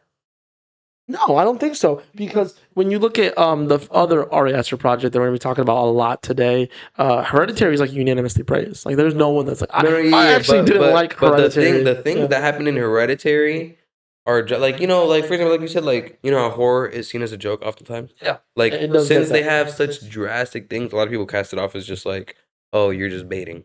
Like you know. Which Midsummer does get that rep sometimes. Exactly. Even though it's genuine good It's use. like, do you think But a lot of people are always they going to didn't say, "Oh, just this is blood bad eagle? use." Yeah, they didn't just blood eagle for fucking shock factor. They Exactly. blood eagle because it's part of Scandinavian cult. It was the Vikings who were doing Yeah, blood it's eagles, accurate. and then the cult is in Sweden. So what you know? Yeah, but yeah, I mean that bullshit. Yeah, with movies like this, that's oftentimes gonna. But that's people that don't actually look into the movie. That's people that don't try to understand. That's people that just see it and they're like, "Oh, you're just fucking baiting. I You're think just baiting for views." When you look at it, you're like, "This is not only historically accurate. This clearly evoked an emotion that it was supposed to. It was used well. You know, it was tasteful." I think You know it's what I two mean? kinds of people. There's the people that, like we said earlier, the movie's not for them, so they just like I don't like it, so others can't like it. And then there's Okay. the second group, which movie popular, so it's bad. Yeah. They're like, this is one of the more popular horror movies in the last 10 years. That means I have to hate it because I can't like things that are popular. And I think the first group is misguided. I think the second group is whack. Yeah. You can't dislike a movie just because it's popular. Makes no Things can be popular and really really good. Things can be popular and really really bad. Things can be not popular and really really good. Popularity and quality has some correlation, Yeah. but it's not a one to one. Like this is popular, so Not it's even good. close. This is popular, so it's bad. You know, things that are good tend to get more popular. Sometimes things that are great slip between the cracks. Sometimes things that are really really popular are just lowest common denominator. Like, you know, they're not Yeah. trying, but they know they're making it to be popular. So, you know, try not to judge something by how popular it is. Try not to sit there and say, Fortnite is popular, so I hate it. Or Fortnite is popular, so I love it. Yeah. Like Fortnite because you like Fortnite. Dislike Fortnite because you dislike Fortnite. Like Midsummer because you like Midsummer. Dislike Midsummer because you dislike Midsummer. Yeah. Don't say the content's what matters, not the number. yeah, don't say I hate Midsummer because it's not a foreign black and white 1955 French film. I'd say I dislike it because it wasn't made for me, or I dislike it because I don't like these elements, or I don't like that. It's cool. But just don't say I don't like it 'cause it's popular. That's annoying. That's annoying. It's really annoying. Now, speaking of elements, and this is the last thing that I want to talk about with Midsummer. Oh. We talked about the story, talked about certain things about it. We talked about how they use things, the camera effects, the shots, the colors, They're so just all the things that accent and made the movie, you know, that much better. You know what I mean? If I had to The very drop, obvious one is colors. if I had to drop like a tier list of like the most beautiful movies that have come out in the last few years, right? Like the last like decade. Midsummer's making that list. Maybe not super duper duper high, Yeah. right? But it's making that list, you know? Like I don't know if it's more beautiful than like a Interstellar, right? I will always say Interstellar, that shit. We talked about it. Mm-hmm. We talked about the gargantua rendering, and like they had to get a physicist to make the calculations for it. We've talked about how beautiful Interstellar is, right? And you look at some older films, we can talk about how beautiful The Truman Show is. We could talk about 2001: Space Odyssey. You know, you could talk about the shot composition of The Shining. Mm-hmm. Very nice, right? But Midsummer, the way Midsummer plays with colors is something that I personally, now a lot of you could say what you want. Oh, maybe you haven't seen the film, but I personally haven't seen a film do what it did with its colors as well as Midsummer. I've seen better colored movies, like the color's more beautiful, but the way it plays with the concept of the color, I see the color as like a mask. I talked about it earlier. Yeah. In the beginning, it's a lot brighter. Yes. And then you get a few scenes here and there. Like the scenes where characters die are usually not super duper like bright for said character, right? Obviously, the last scene a character is dying and it's really bright, but not when you get the scenes of the bear in the fire. It's not super duper bright. No, definitely not. Definitely not colorful. The scene where bro gets chomped in the dick, not super bright. The scene where they find the feet sticking out the ground, same dude, but it's not not bright. The blood eagle isn't really super duper mega bright. Those scenes use a lot of like yellows. Yeah. A lot of hay. Honestly, yeah, exactly. I was about to say a lot of browns. Yeah, a lot of browns, a lot of neutral colors. The blood eagle is the closest one. It's still it's mostly hay. It's mostly yellow. Hay and barn. It's mostly barn. Hay and barn. Yeah. The scenes that are very, very colorful are the ones of characters that don't get the full scope of the gruesomeness. Yes. And you get because that's a picture they're painting in their heads. And that's what I'm saying. The colors of the movie are kind of, in my opinion, to show the mask that the cult wears to hide the bad things they do. And most of the scenes with Danny, with Florence Pugh's character, are very, very colorful. A lot of the scenes with Christopher at the beginning. His name's Christopher, right? Christian. Yeah, Christian. I keep saying Christopher. I keep saying Christopher, and I think of Christopher from fucking The Sopranos.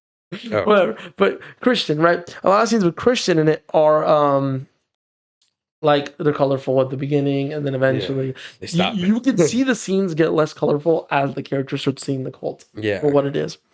And I haven't seen a movie play with colors that well in a long time. Mm-hmm. So that made me very, very happy. It's a huge like draw from this movie. If you're someone that really, really loves beautiful shots, this is a movie for you, 100%. If you don't mind, Blood Eagles and inbred humans. You have to be a horror fan. I don't see horror movies trying that often, trying the colors thing often. No. And as someone really, really loves horror movies, what horror movies try and do when they don't want to just be like a slasher, they want to actually like elevate. They want to be seen as a more, which we should see slasher movies as serious. There's a good amount of, I know there's a good amount of like bad slashers, but there's some truly great slasher films out there, and that they should be taken a lot more seriously than they are.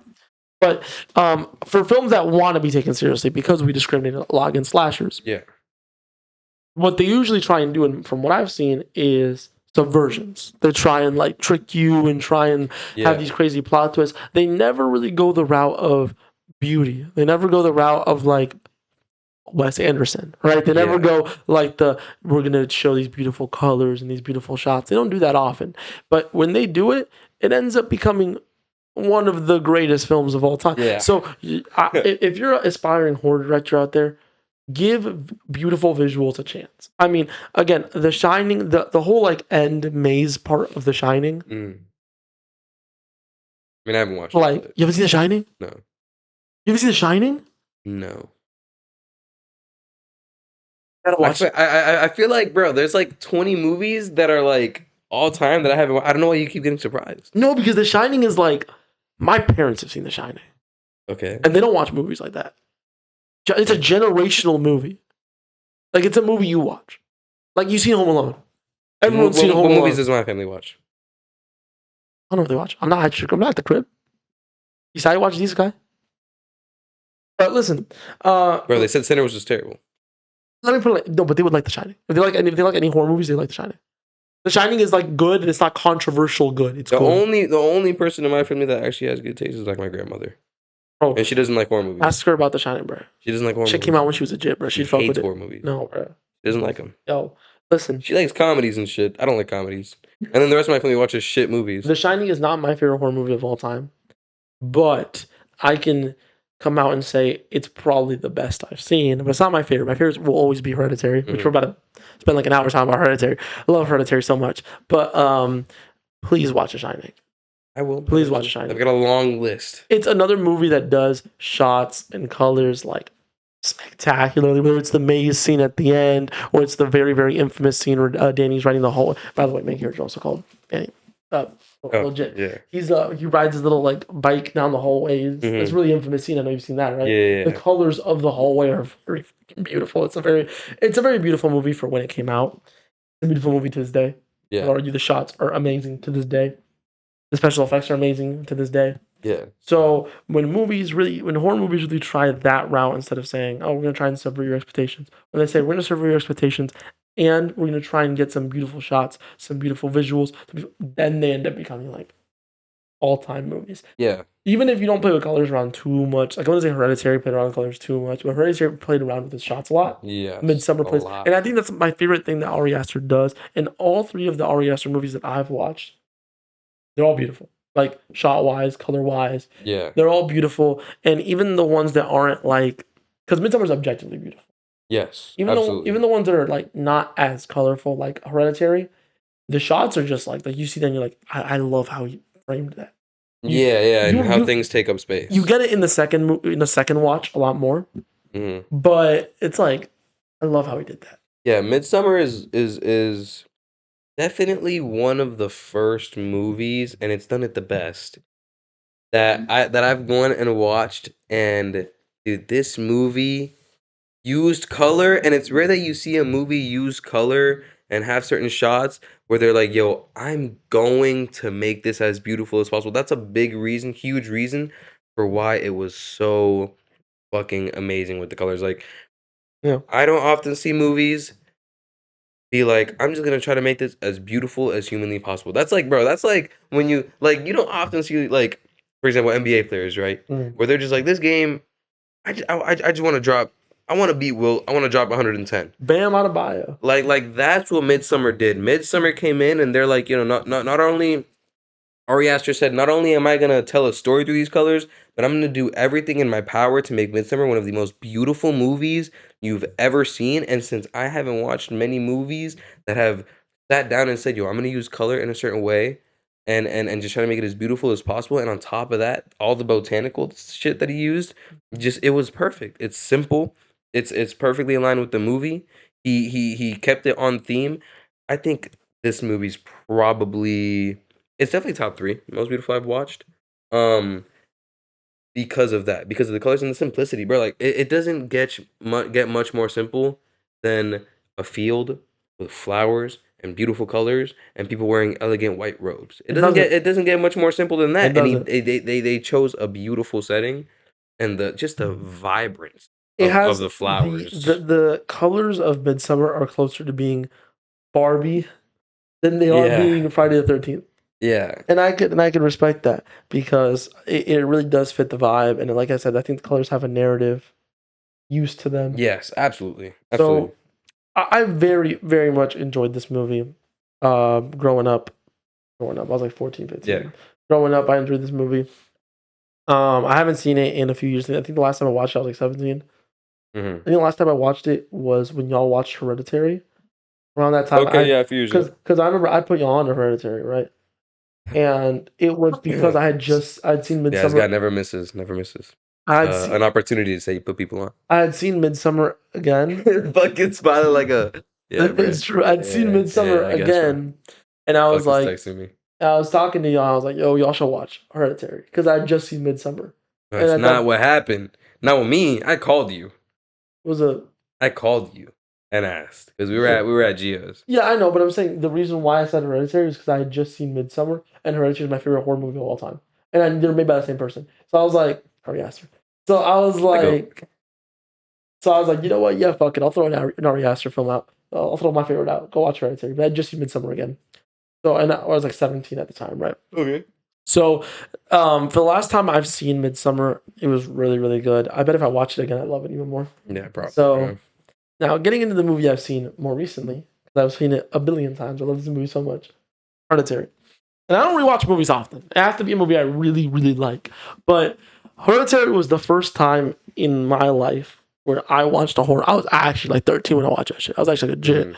The first time I had seen a horror movie, and I was like, "This is a I didn't even know what was gonna happen." Because to that point, growing up, I just watched like the cheesy slashers, and Yeah. I think they're amazing. I think they have a place. I think that they should exist. I'm glad they exist.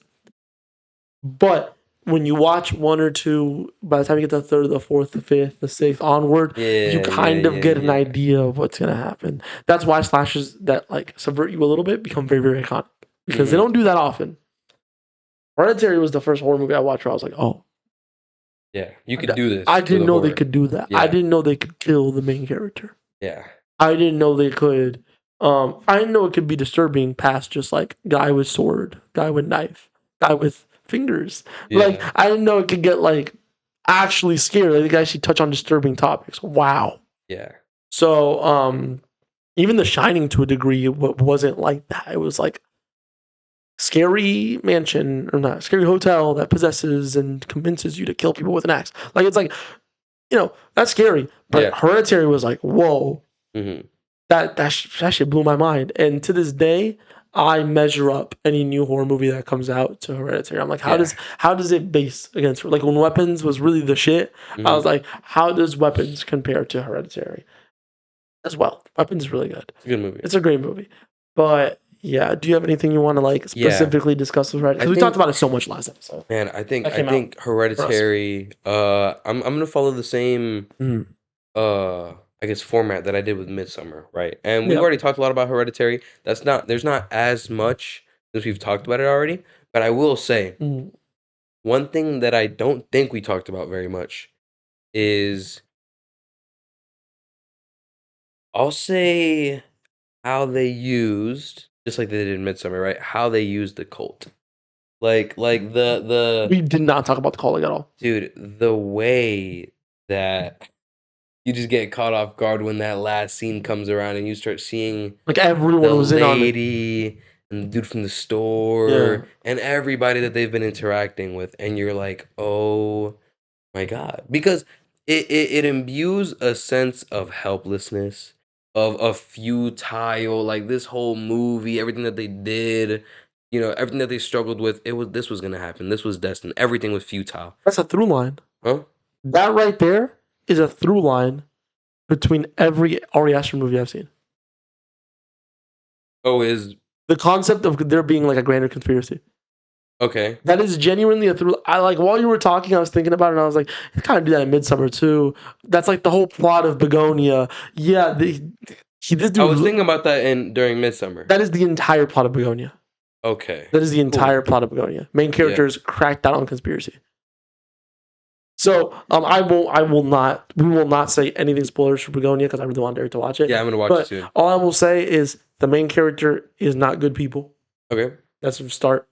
Second of all, there is a grander conspiracy.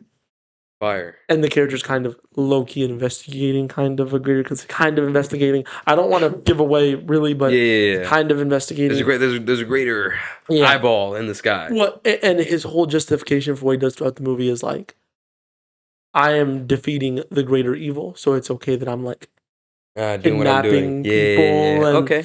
And then it's kind of like by the end of the movie, you're like, he was bad. Which most good horror movies do. Yeah, that's what a good horror movie should do. No, it's a good movie. I like it. But that's a through line between every Ari Aster movie. It's kind of like, so next time you watch an Ari Aster movie, look at every character's side. Every side character, you're like, are you secretly? That is interesting because I was thinking about that. Yeah. During Midsummer because Ari Aster, like the moment they started talking about religion, I was like, oh, right, you expect what's gonna happen, and then like once you get to the scene with which you already knew was coming, but Danny with the flower dress on, which beautiful dress by the way, you're like, yeah, it happened. I know actors do this a lot. I hope Florence Pugh stole that dress and still has it to this day. She didn't. She didn't? No. It actually, there was an auction for it, and Ariana Grande loved the dress, so she tried to win. No. Who bought it? It was a big studio. It wasn't Warner Brothers. It was a big studio. I think it actually might have been Sony. There's someone. There's a famous. Ariana Grande really wanted it. Most actors steal. Like I'm pretty sure. Robert Downey Jr. said he stole a few Iron Man stuff. Like, but everyone steals from set. Yeah. I want to know who has like Lord of the rings because they obviously had multiple rings for the. I want to know who has that. Someone a lot of the Game of Thrones people stole stuff. Really? A lot of the Game of Thrones people stole stuff. That's so interesting, bruh. I think someone stole. Fuck, I want to say, but I watched the interview and I forgot. I was watching an interview of like Sansa's actress talking about it, where she's like, yeah, we were all stealing on set. Right. Everyone except for like, I think Daenerys' actress like was kind of upset that she couldn't like get anything good. Yeah. I think Sansa's actress stole the throne she was sitting on in the last scene. In her last season, they stole the throne of the North. The whole throne? I don't remember. I might be wrong. Insane. But like, yeah, they were stealing on set. So I that's something I thought about just now. I was like, I hope Florence Pugh got it. She didn't get it. No. I hope the brother that played Christian at least got the bear or something. The bear suit. The bear suit. Oh, would you even want that? Yes, that's sick. It's sick, but it's also sick. It's also sick. Jesus. But like, I feel like you're so removed. If you acted in the movie, you're so removed from it because you know it's fake. You were in the suit, sweating your balls off, probably. I feel like anything, man. Yeah. By the way, he got boiled alive, guys. He didn't like burn to death. He boiled alive? I thought he burned to death. Yes. So basically, there was like the. Was that the point of the bear? That was the point of the bear. So the liquids from inside the bear, like even though they took out all the intestines and stuff, the liquids inside heat up, and he got boiled from the inside out. That's how he died. He didn't burn to death. He died before the whole fucking shit fell. Yeah. That was the point of the. Nah. He got boiled. Yeah. Yeah. Rotisserie chicken. But yeah, little food for thought. Huh? Probably ate him afterwards. Probably. I mean, there's actually some cannibalism that we In didn't that really movie. touch on. Nasty Because fucking again, movie. another theory that Midsummer's just insane. But yeah, Hereditary, man. Where was I? I love the idea where it's like you get to the ending and bro, you're just like jaw to the floor because you're like nothing that they would have done. Like it's But kind of that's what insane. stuck with me to this Yeah, day, though. the It's whole the the whole. That's why I really love the idea of Danny's parents' deaths being staged because it wasn't like the sister dying wasn't just out of chance. That was also staged.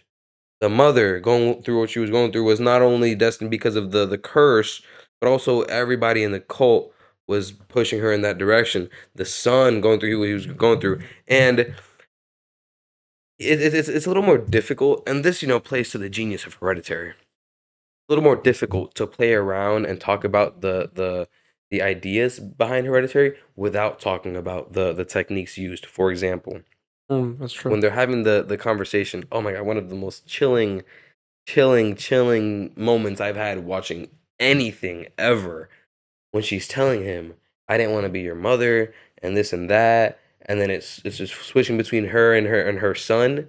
And then all of a sudden they're drenched.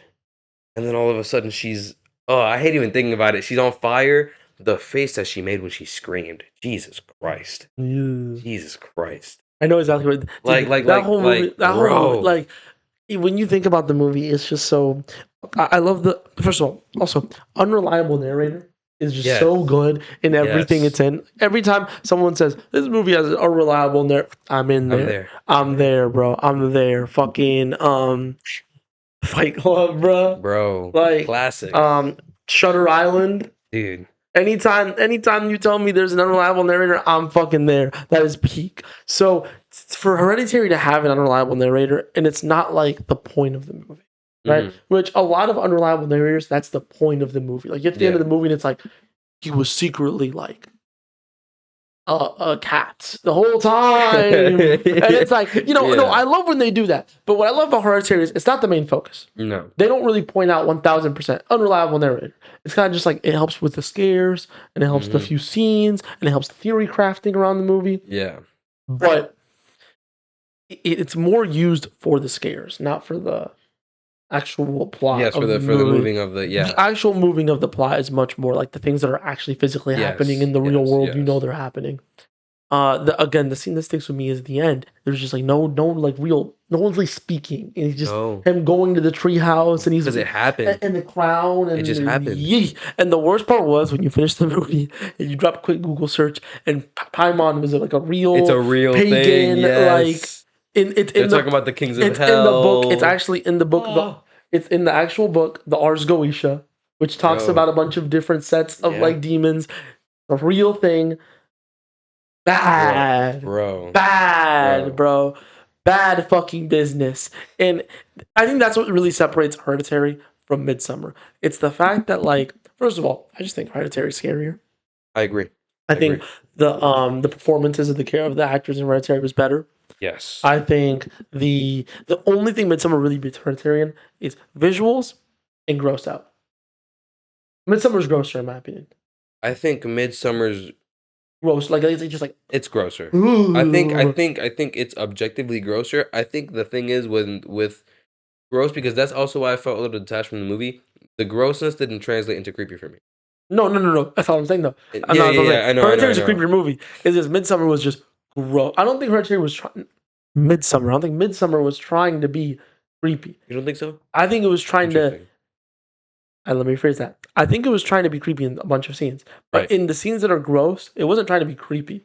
Trying to gross you out. Okay. But then the scenes that were creepy were the scenes where nothing really gross is happening, like when the characters are feeling the shared emotions, or when like certain characters would hit on certain characters and stuff like that, or when they would all sit in the awkwardness. Like those were the real scenes that were creepy to me. Meanwhile, Hereditary, its creepy scenes were when weird possessy shit was going on. It wasn't like the awkwardness of the family dynamic. The awkwardness of the family dynamic wasn't creepy. It was off-putting. It was like, disturbing.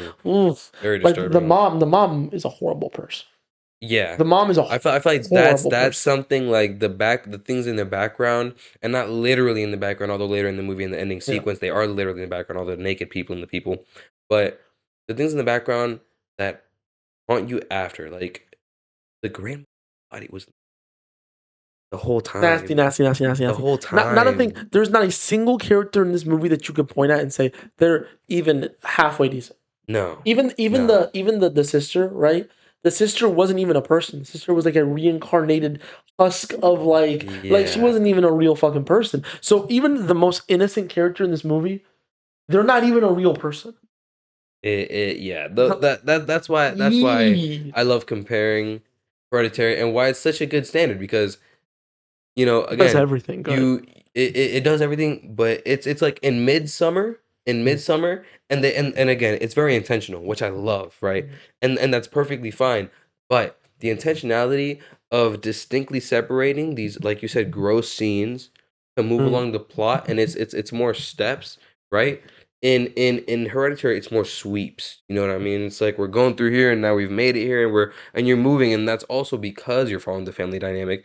But at the same time, it's how they incorporate the elements of how they're filming I everything think, and how they have shots going, and then when they reveal things, oh man, but it's you know what all of that goes to? It Jesus. just goes to the fact that because of all the shots and the way that Yeah, follows the family, Hereditary has an atmosphere throughout that I don't think breaks a single time, which is it really doesn't. hard to It do. doesn't. It It's doesn't. like the way I see it is imagine like a cloud, right?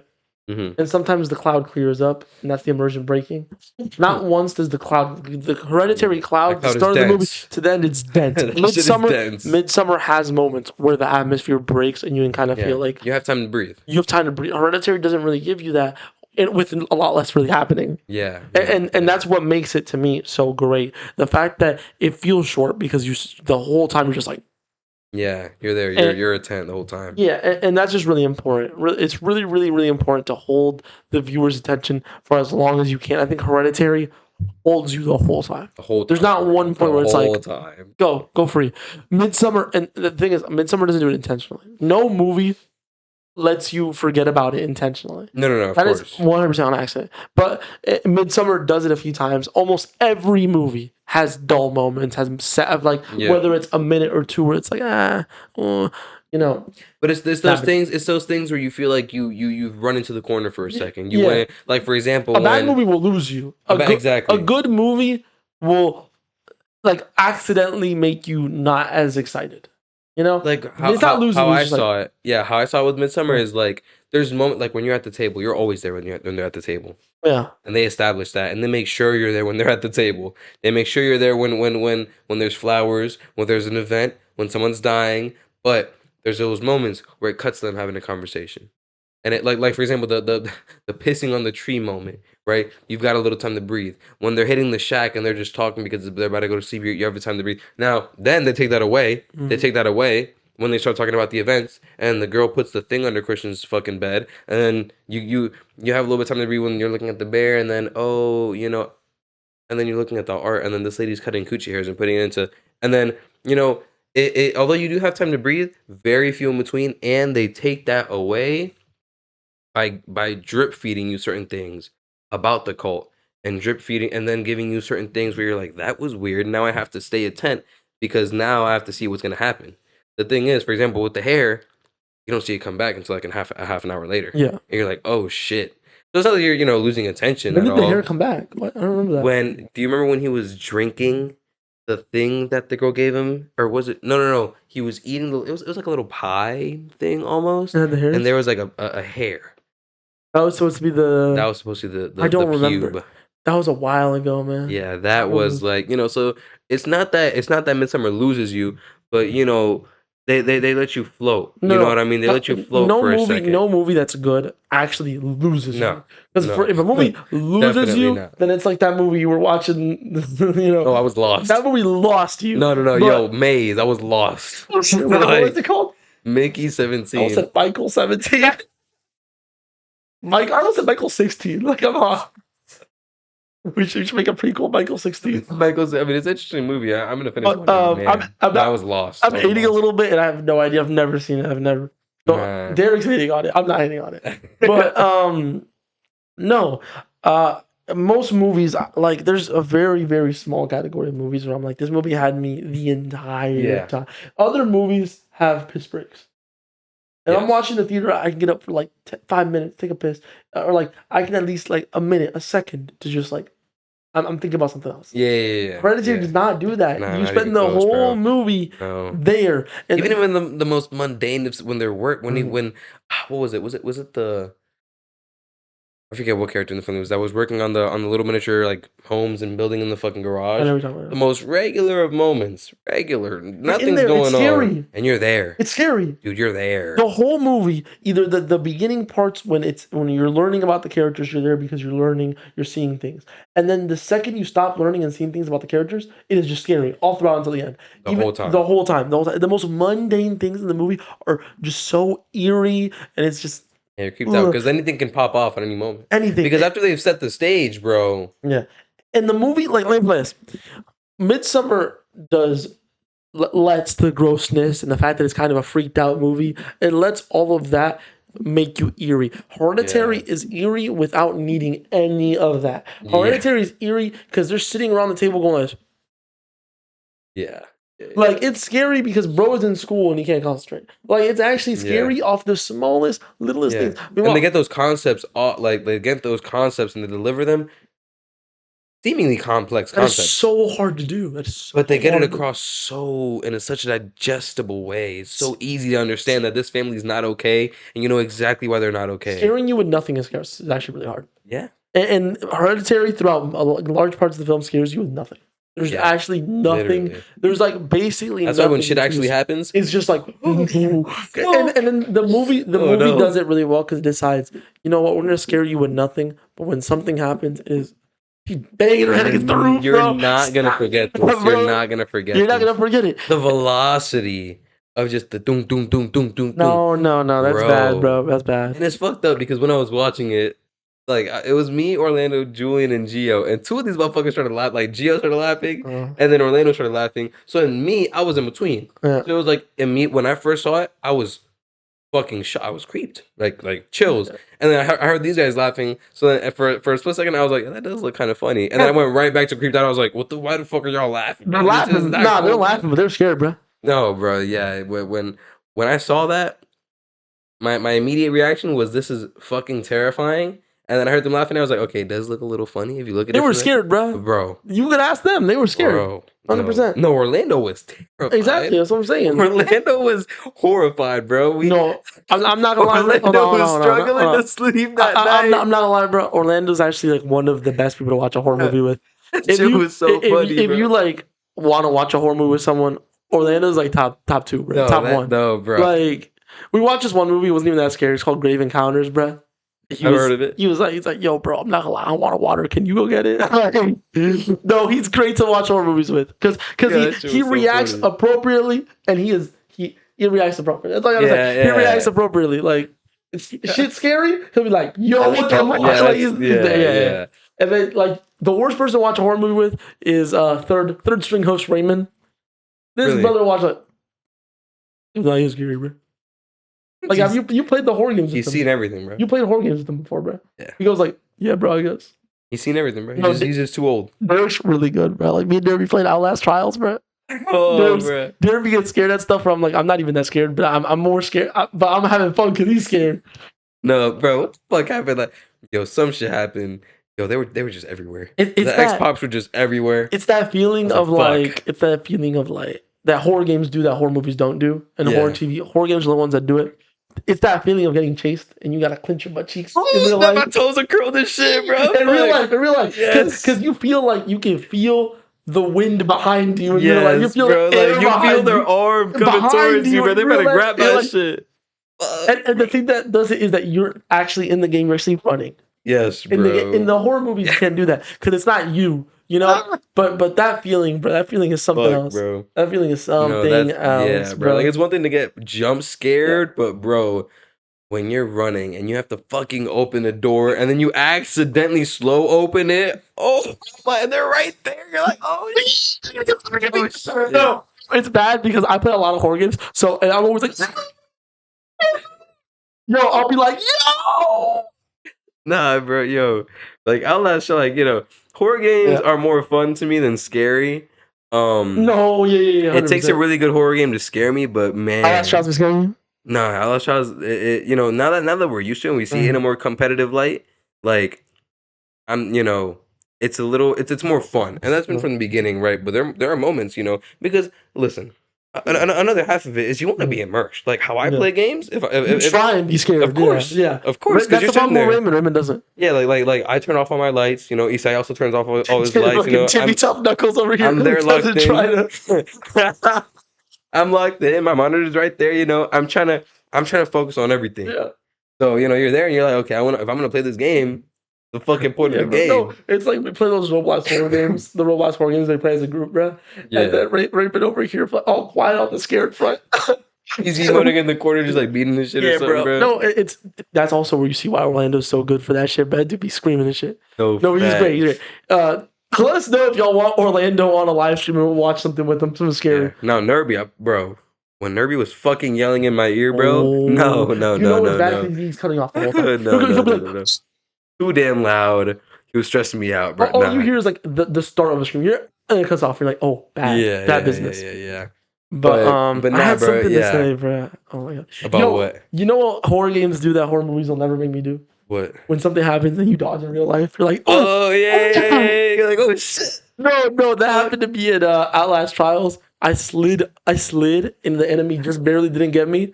And I was like, they were like to the right of me, like over here, and I slid through the thing, like, and I was like, yeah. Do that shit, bro. Or like when you're running at him, and they're like you move a little, you drift because you're like you're moving around them. You're like, oh fuck. You're like, oh no, dude. I'm crouching. I'm like, oh shit. When you open the door, the thing comes out, like the. Oh my fuck! The little fucking cross, yeah, bro. No, that's scary as fuck. That shit travels, bro.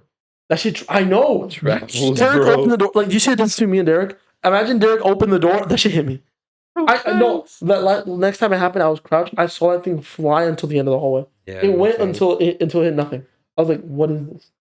Also, there's some skins that we can get by doing challenges in missions. Fucking W. We need to do that.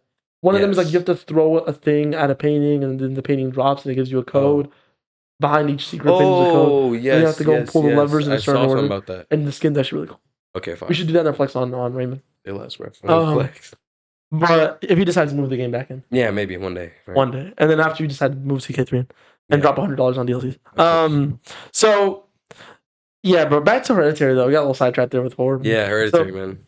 No, I think genuinely the whole cult aspect of Hereditary is, it's not that it's not done as well as Midsummer. It's just not as much of the point of the movie as Midsummer's. Yeah. I think the cult from Midsummer scares me more than the cult from Hereditary.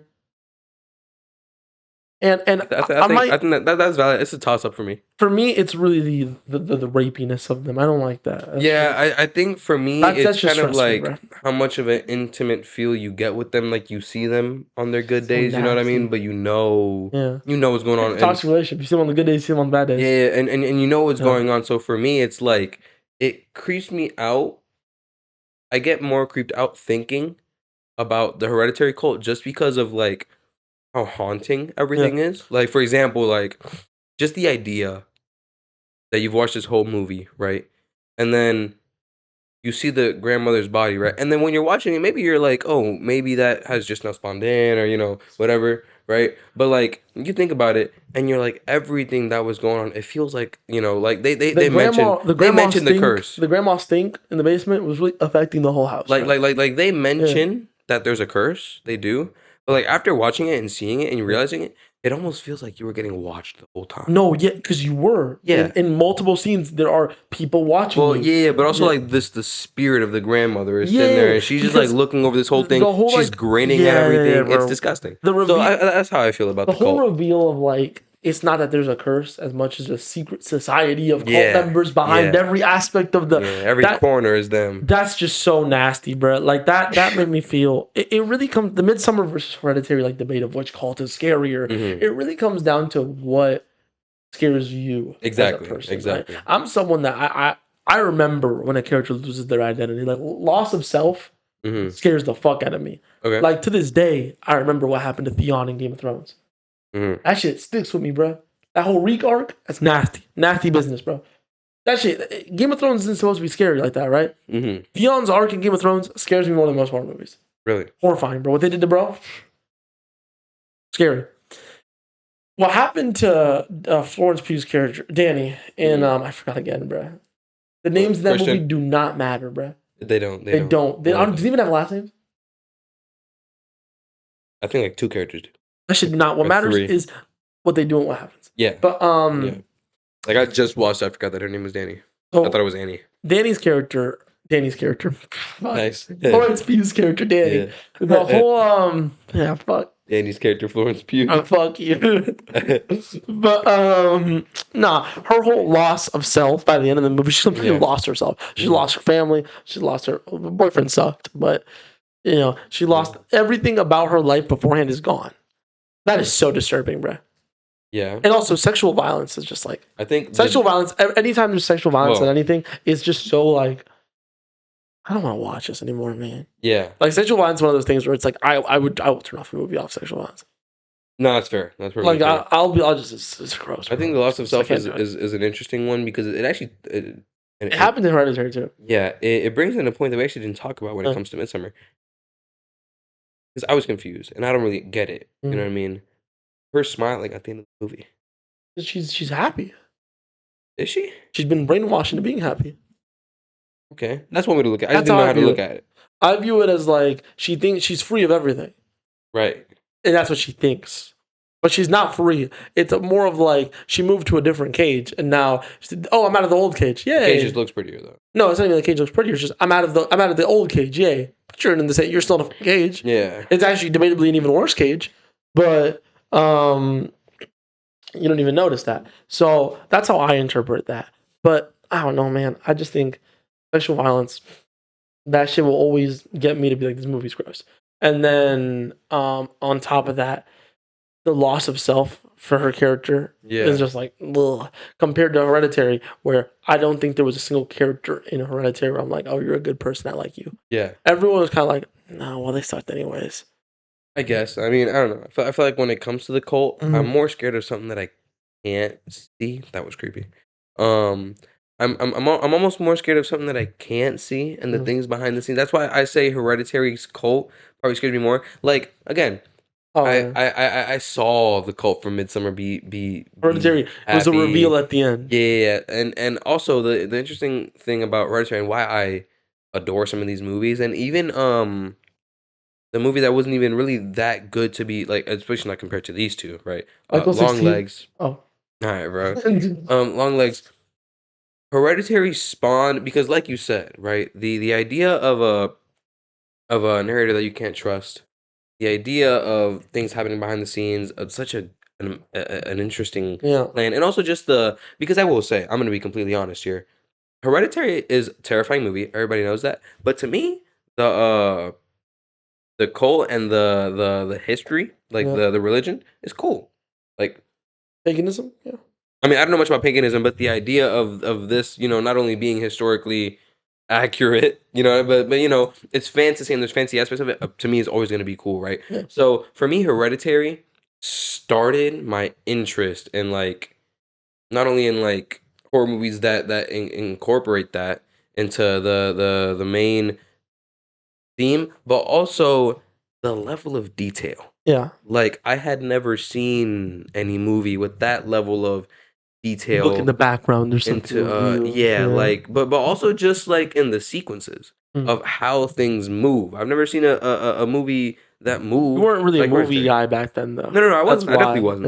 Yeah. And now I've seen a couple movies that are like I've seen more unique pacing structures. You know what I mean? Like Oppenheimer is one of the most iconic, probably my favorite. Just because it is the closest I've gotten to seeing like this is insane, but I got it. You know what I mean? Because like something that we don't talk about much, but it's rewarding to like watch more movies and then understand more about this. Like I don't know much, but it's rewarding to be like, oh, I like Oppenheimer, and I'm kind of figuring out my taste in movies and what I like looking for and things like that. So Hereditary definitely sparked that for me. And why did I bring up Long Legs is because Long Legs was one of the first times where I got rewarded. for being attentive. Because in the trailers, I watched all the trailers, and I saw them looking at the book and the Bible, and the main character, she had these powers. And then immediately you're starting to see, which made me think about Hereditary. You're starting to see details, right? Symbolism. You look like, Yeah. my favorite scene in the whole movie, where it's like right at the beginning, and she says it's that house, and then it switches to a scene where it's the shot of a ceiling, like the roof, and then it's got the branches. And since I already have a little bit of experience from watching the trailers and Hereditary with the Kings of Hell, which is also mentioned in Long Legs, I was like, oh, that's cool. That's a cool way to portray that. Because you knew from Hereditary. It's a cool way to I portray will that. say, Prior to Hereditary, I never would have thought about any of that. I will say, I don't like the twist ending of Long Legs. Yeah, it was kind of like, whatever. meanwhile, I did like how creepy the guy was, though. He was creepy to me. oh I don't like him. but I think that's the main draw of Long Legs. That's the main Absolutely. thing that gets Long Legs Absolutely. the reputation. It's the guy, because if he wasn't as creepy and people actually focus on the plot, yeah, I don't think it'd be as it strong. would have been a whatever movie. But now instead it's of like that, which is, I mean, you can call it cheap, right? For me, and but for me, that brought it into like, I enjoyed this. This is a good. Make an movie argument that Long Legs helped birth this podcast. Because you and me, I remember we were in college, and we were sitting in an area, and I canceled my barber. I canceled an appointment, Okay. so we could sit down. We talked about Long Legs for like 3 or 4 hours. Yes. Was it when we were sitting at like the little the area with like the garden area? Yes. Okay. And then no, not that day. We were sitting in the lounge area, really late. the lounge area with the Starbucks in it, and it has the okay. We were sitting there as the one with the some dude came up to us, but that whole that conversation was like, oh, we have a good conversation. We look at our podcast, just talk about like art and shit that we like art that we like, whether it's like movies, whether it's like paintings, whether it's like music, whether it's. I didn't know we talked about Long Legs that day. We talked about Long because you were like, yo, I saw this new movie. Let me tell you about it. And then I was like, yeah. And then I started telling you, I started putting you on some other game. Yeah. But I didn't love Long Legs, but it does do the whole idea too of like the twist reveal again. Begonia. Mm-hmm. Does that well? Does that I think out of all the Ari Aster movies, it's the one that focuses on the twist the most. The twist is the movie. Okay. Meanwhile, I think Hereditary, you can watch Hereditary, not understand the twist, and still get a lot from the movie. Absolutely. Midsummer's twist, in my opinion, is Danny actually joining the cult. I thought it was gonna be like a thing of like, oh, and then she leaves, and like, because that happens. I thought she was gonna end up killing herself or something. Yeah, like they're gonna kill her, she was gonna leave or something. That's what happens in all the horror movies. The final girl, but where the final girl actually sucks in this one. So that was the twist there, but neither of those twists are like movie defining. They are the plot of the movie as much as like it's at the very end, and Begonia's twist is not really at the very end, and the twist is what makes the movie so interesting. Okay. So 100% Ari Aster, big twist guy, conspiracy background guy. I love that from him, and I love that from his films. I do think out of the three, Begonia is the weakest. Really? But it's because like Hereditary, my favorite horror movie of all time. Midsummer, one of the best horror movies I've ever seen in all time. I thought it was gonna stack up to Hereditary. No, I think Midsummer. Sorry. I think Midsummer's better. By the way, I know we're like getting to the end, nearly done, almost done. But excuse us for saying, because I saw a lot of people calling it Midsummer. No, Midsummer. I don't know how to pronounce it. No, Midsummer. I've been saying Midsummer. Everyone in the world. Because in the movie they said Midsummer. Yeah. So, I think Midsummer is just like we're not trying to offend y'all. I think it's just people who like want to pronounce things differently, and I respect it. Okay. I respect it. It's like in Dune, there's a Frank Herbert wrote a book on how to pronounce things from Dune, and the fandom was just like, no. No. Kind of like when people say Van Gogh. Yeah, I was like, no, because what? Yeah, kind of like that. But what happened was the main thing was Frank Herbert was like, no, you can pronounce it how you want. Okay. This is just how I pronounce it. And then everyone was like, that's horrible. No, we're not going to use that. So then they're pronouncing it however the fuck they want. Yeah. It's actually there's a current Invincible beef between the comic and the comic and the show fans are always so mad at each other. Oh, really?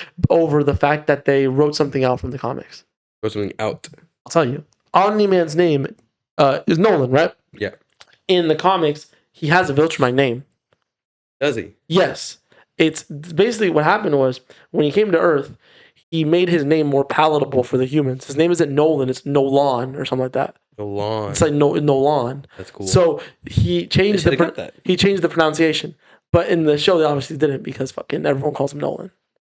What? I mean, that would have been that. They could have just like lore dropped that real quick. Yeah, but that's not like some crazy. That's what they do in the comics. That would have been cool. The reason why it works in the comics is because, like, it's comics. You have to read it. So yeah. But now since the characters actually have to say his name, they didn't do it. I mean, it's just Nolan. Nolan, yeah. But it's just easy to pronounce. This season has by far had the most changes from the comics. Like every season before this had like minimal changes. This season is like drastic, ginormous changes. Like they changed. They got rid of a whole joke. They're pushing a new, like, a really big joke from the comic was like when they get back home, Ted Jacket sees his dad and he's like, "You grew a beard. Oh, you grew a beard." They both grew beards, but they can't do that now because Ted Jacket's a woman, a girl. They changed Ted Jacket. I think Ted Jacket's age changing isn't really the big thing. The gender changing isn't really the big thing. It's the age change. How old is he? In the comics, he's a little older. He's not okay. He's like around Mark's age, right? Like he's okay. Meanwhile, in the show, she's like 14. Yeah, like Oliver's age. So they also, that's another thing, having her be Oliver's love interest, because there's a theory going on right now in the community that the reason is that the animators don't want to animate Oliver's girlfriend in the future because he's dating a giant lobster alien, like a lobster cockroach looking thing is what he's dating in the future because he's half bug, he likes bugs. Yeah. But they're like, we do not want to animate her. Her name's Homa. They're like, we don't want to animate Homa because she's a giant fucking cockroach looking thing. So they don't want to. She's a lobster, but she's a giant cockroach looking thing, and they don't want to animate her. So they were like, we'll just change. We'll give him a new love interest. I don't think that's the reason. That's whack. I don't think that's the reason. I completely disagree. Yeah. I think they just saw that Ted Jacket was a carbon copy of Mark in the comics, and they were like, we need some variety in our characters, so we'll make him like a 14-year-old girl. We don't have any of those in the show. So might as well. So that's what do you think it was for the better or for the worse? Or do you think it doesn't really matter? I think it's for the better. I do have one really big gripe. Mm-hmm. The suit is ass. The Ted Jacket suit? The Ted Jacket suit looks significantly worse in the show than in the comics. That is the biggest, that is the one gripe I have. I'm like, why does the suit look so bad? But in comparison, aside from that, the gender and age change, I genuinely don't care. I do not understand people that get so pressed about, characters where their gender and age and stuff like that. If it doesn't matter to who the character is, I just don't care. If they made, Miles Morales Asian, that's a problem. Part of his character is that he's Puerto Rican, right? Yeah. That's an actual part of his character. Yeah. You make Captain America black, there's going to be a problem there because, you make Black Panther white, there's going to be a problem there. And then, I don't know, you make fucking Ted Jacket a girl. It's like, what's... Okay. Especially when it's a non-important character to the Invincible show. Ted Jacket got his own comic run. Oh, which that would have actually affected difference. Yeah, but of course. In Invincible, he doesn't do super duper mega much. Some people the people who are really, really against the gender change have really overplayed what he does, and the people that are really, really pro the gender change have really underplayed what Ted Jacket does in the comics. Okay. Both sides are just kind of lying to get the other side down. When in realistic, everybody in the middle is he's just a cool character. In realistic standards, right?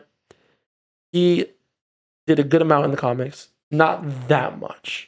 But not people act like he's 2 fucking panels. No, he was there. He fought some people. He was involved in the war that we're watching now. He was there.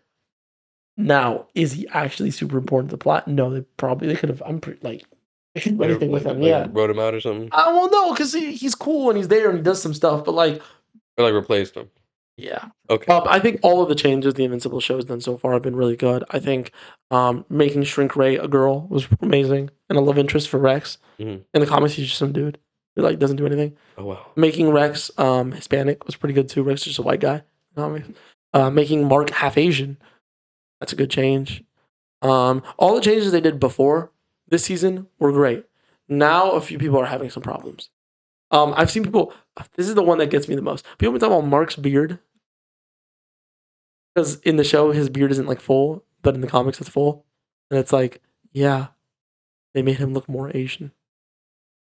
He just kind of looks like his voice actor. That's pretty cool, no? Right? Yeah. But people are really mad about it. I'm like, brother, it's a beard. Yeah, not that deep. It's weird. It's not that deep. Now, when we get into like some deep problems that people have been having, it's like Thaddeus. I'm not caught up on the show right now. Me neither. I'm on episode 4 or 5. Um, Like, the last thing I saw was the war just started. that's how I pronounced it when I read it. But, Okay. So Thaddeus, they're power scaling him up a little bit. Okay. Who is Thaddeus? Beard guy. Beard guy. The betrayer. Betrayed the Viltrum Empire. Thaddeus. Oh yeah, he's the beard guy. They're scaling him up a little bit. Okay. They're scaling him up a little bit. I think it's for a good. I think the payoff of them scaling him up is going to be pretty fucking cool. Mm-hmm. But in the comics, he got ragdolled by a few characters that in the show he's ragdolling. So they've completely flipped his like power scale. But I think it's good for I don't know how to say this without spoiling. It's good for things that are going to happen in the future, and it's good for showing the strength of certain characters in the future. I think it's a solid idea, but this is when we start to get to the point of like, oh, they're actually changing things. Because before this, they weren't really changing things as much. They were like, huh, everyone at the cast kind of white, dude. Let's like add a few more different race now characters. Like manipulating trajectory. Now they're like changing some trajectory, especially with Oliver's character. We're seeing that a little bit, and we're seeing that a little bit with Thaddeus, and that makes me kind of scared for like the Anissa stuff, right? Because I've really settled on the take now. Before I was kind of like iffy. I'm very settled on they have to do it because you already spoiled on this. Yeah. Spoilers for people at home. There are such little examples of male sexual assault in media, right? Yeah. And it's a real life thing that happens a lot. Mm-hmm. And there's there's a very small amount of representation for it. And I think Mark, being a superhero that people look up to, will really help a lot of these victims. And I think it'll very strong person. And it happens to him, and he's still a strong person even after it happens to him. It's not like he loses who he is. He's not a man anymore. He's still a man. It's something that I think is important. And I want it to be adapted because, again, we don't really have a lot of victims of SA who are men in media. We don't really see a lot of that being portrayed. And when we do, people just disrespect the fuck out of it. Or even then, it's usually just boys. Not a grown-ass man. Even when it is, you see not people, a Viltrumite. You see people disrespecting it. Of course. And I would love to see you try and disrespect Mark. Yeah. I would love to try and see audience be like, oh, he got raped. He's not cool anymore. Yeah. I'd love to see y'all try and pull that shit, which they won't because they can't because it's Mark. Because Mark probably beats up their favorite character. So they won't do that. And I think it's just good for the trajectory of his character. I think it's good for representation. I would like for that scene to still be in the show. Maybe tone it down somewhat if you're scared of like censors and stuff like that. But I'm scared that they won't even do it anymore. And it's like, again, such little representation, and we're gonna lose one of the biggest representations we have out there. I hope they keep it consistent because I off topic as hell, by the way. Yeah. One thing that I do hate is when just because it gets to be a more sensitive topic, or a more non commonly accepted topic, or people don't want to talk about it, that then people start stepping on eggshells, bro. We're not gonna act like murder. Just because it happens so often, like murder is less significant. I don't think that's the case here, though. No. Yeah. But for example, the spaghettifying scene, the most uncomfortable I've been throughout all of Invincible. Yeah. Right. That's disgusting. I saw a scene in preparation of this. It's worse in the show. What? Because I have not been watching the season as much. Because I've been so busy. But I did read the comics. I didn't read all of the comics. I kind of like. I up to the point that we're at now, I've read a good amount of it. I'm not at the end yet. So far, I'm actually almost and this is gonna get me killed. A good amount of the show changes I prefer. Okay. The only big difference, I prefer Eve's character in the comics. Okay. That's one that I will. That I have heard. I prefer Eve's character in the comics a lot more. But aside from maybe like Eve and a few stuff like that, I think there's a few William and Mark scenes. That were really funny that we missed. Like there's one where he puts on the invincible suit and Mark is in. I like that one.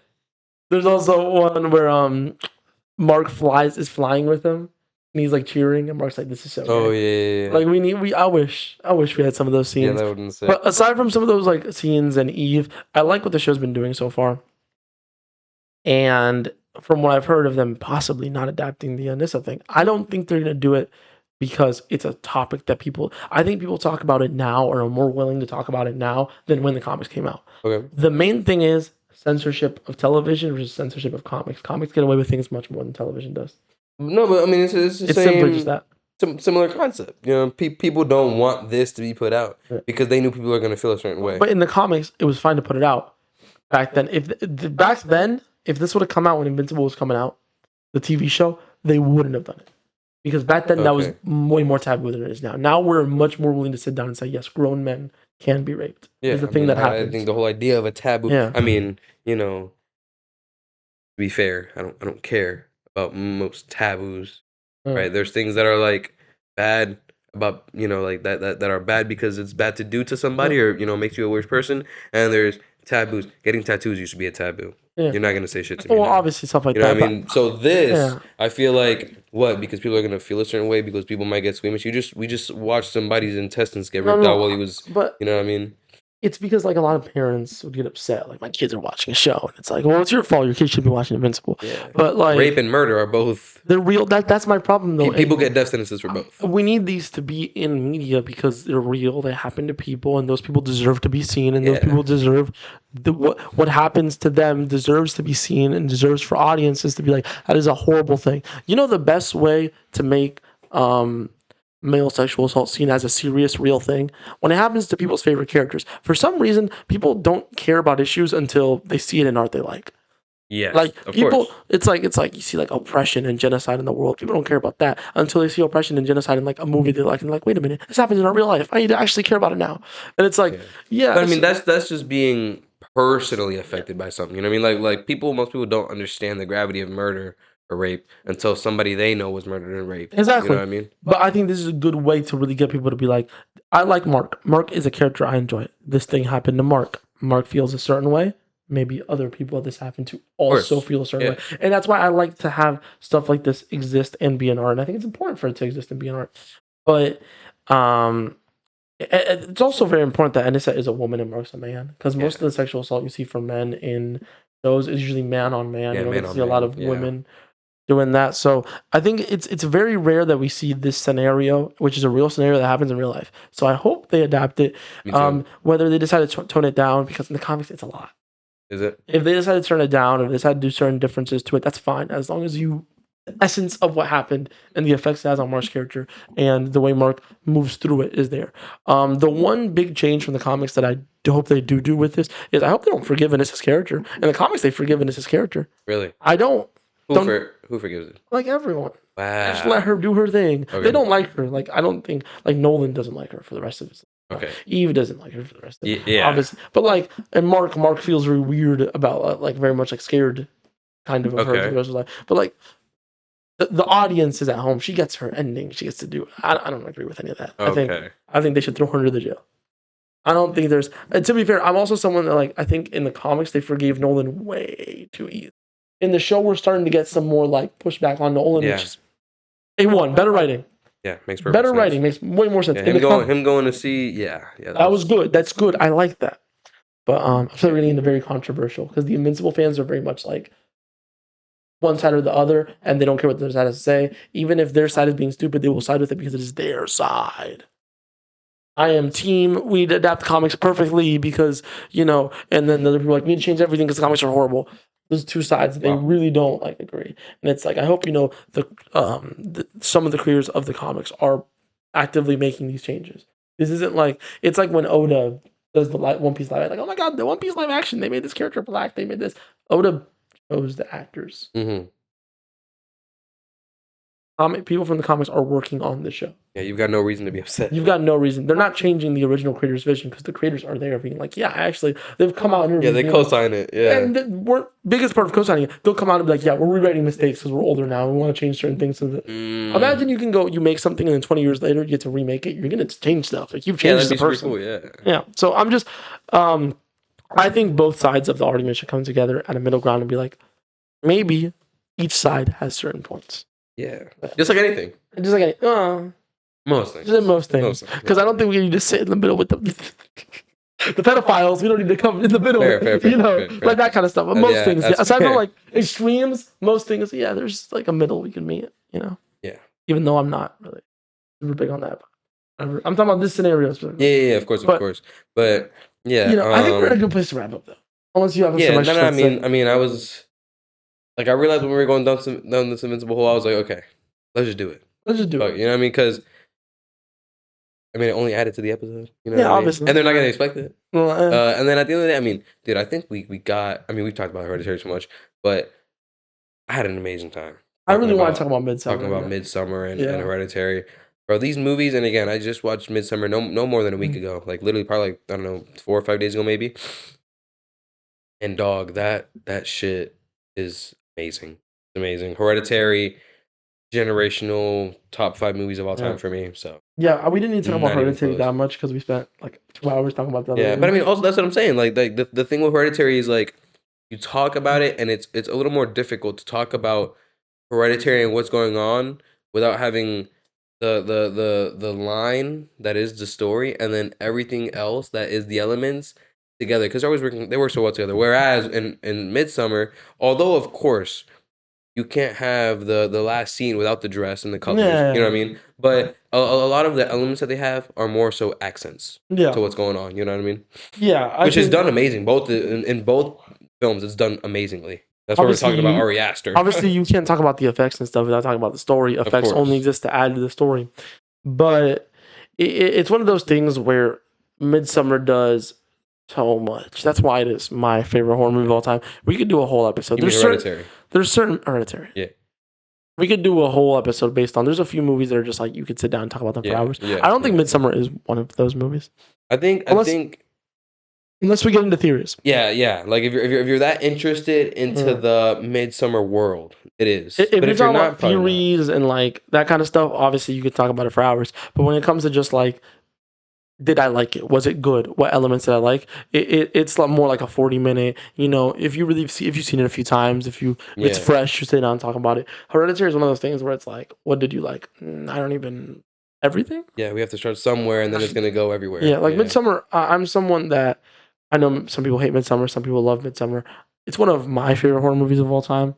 But I think there's a clear distinction between Hereditary is the better movie. Like Hereditary. Hereditary, you know, Midsummer's like that little bro that's got the legacy. It's great. You know what I mean? But Hereditary, it's like Mike and Pippin. You know what I mean? That's kind of how I see it. That's kind of, Hereditary obviously is Mike, you know what I mean? And then Pippin's strong. I mean, Midsummer's great. Has accolades. I mean, I don't know if it has accolades, but it definitely should have accolades. It's an amazing movie, and it has, feats. And Ari Aster being behind both of these, bro, just really Ari Aster, bro. Yeah. If there's ever a movie coming out and you see Ari Aster's name behind it, he's one of those guys where, especially if it's horror adjacent. I would say if it's mystery or mystery adjacent, go watch it, bro. Like, it should be a no-brainer. It should be a no-brainer. If the movie feels like it's deceiving you in the trailers, which the drama, I haven't seen it, but all the trailers feel like it's trying to deceive you. All the trailers for Begonia feel like they're trying to deceive you. The trailers for Hereditary were actually deceiving you actively. Midsommar trailers were also trying to deceive you. If the trailer feels like it's trying to deceive you and you see that it's Ari Aster, just go watch it. Yeah. I think there's a list of directors where it says like your Wes Andersons, Christopher Nolan. You don't think about it. You're just like, this is on the list now. This is on the list now. Your Tarantino. It's yeah. All right, I think that's a good place to wrap up. Let us know what you think of everything. Get that TikTok, all its likes. So Derrick will have to buy $100 worth of DLCs. So now we gotta sit down and play CK. Yeah. All right. We love y'all. Stay safe out there. Have a great day. Every Friday, we're here 1 p.m. ish. Every Friday. Around there. All right. Peace out, y'all. Peace.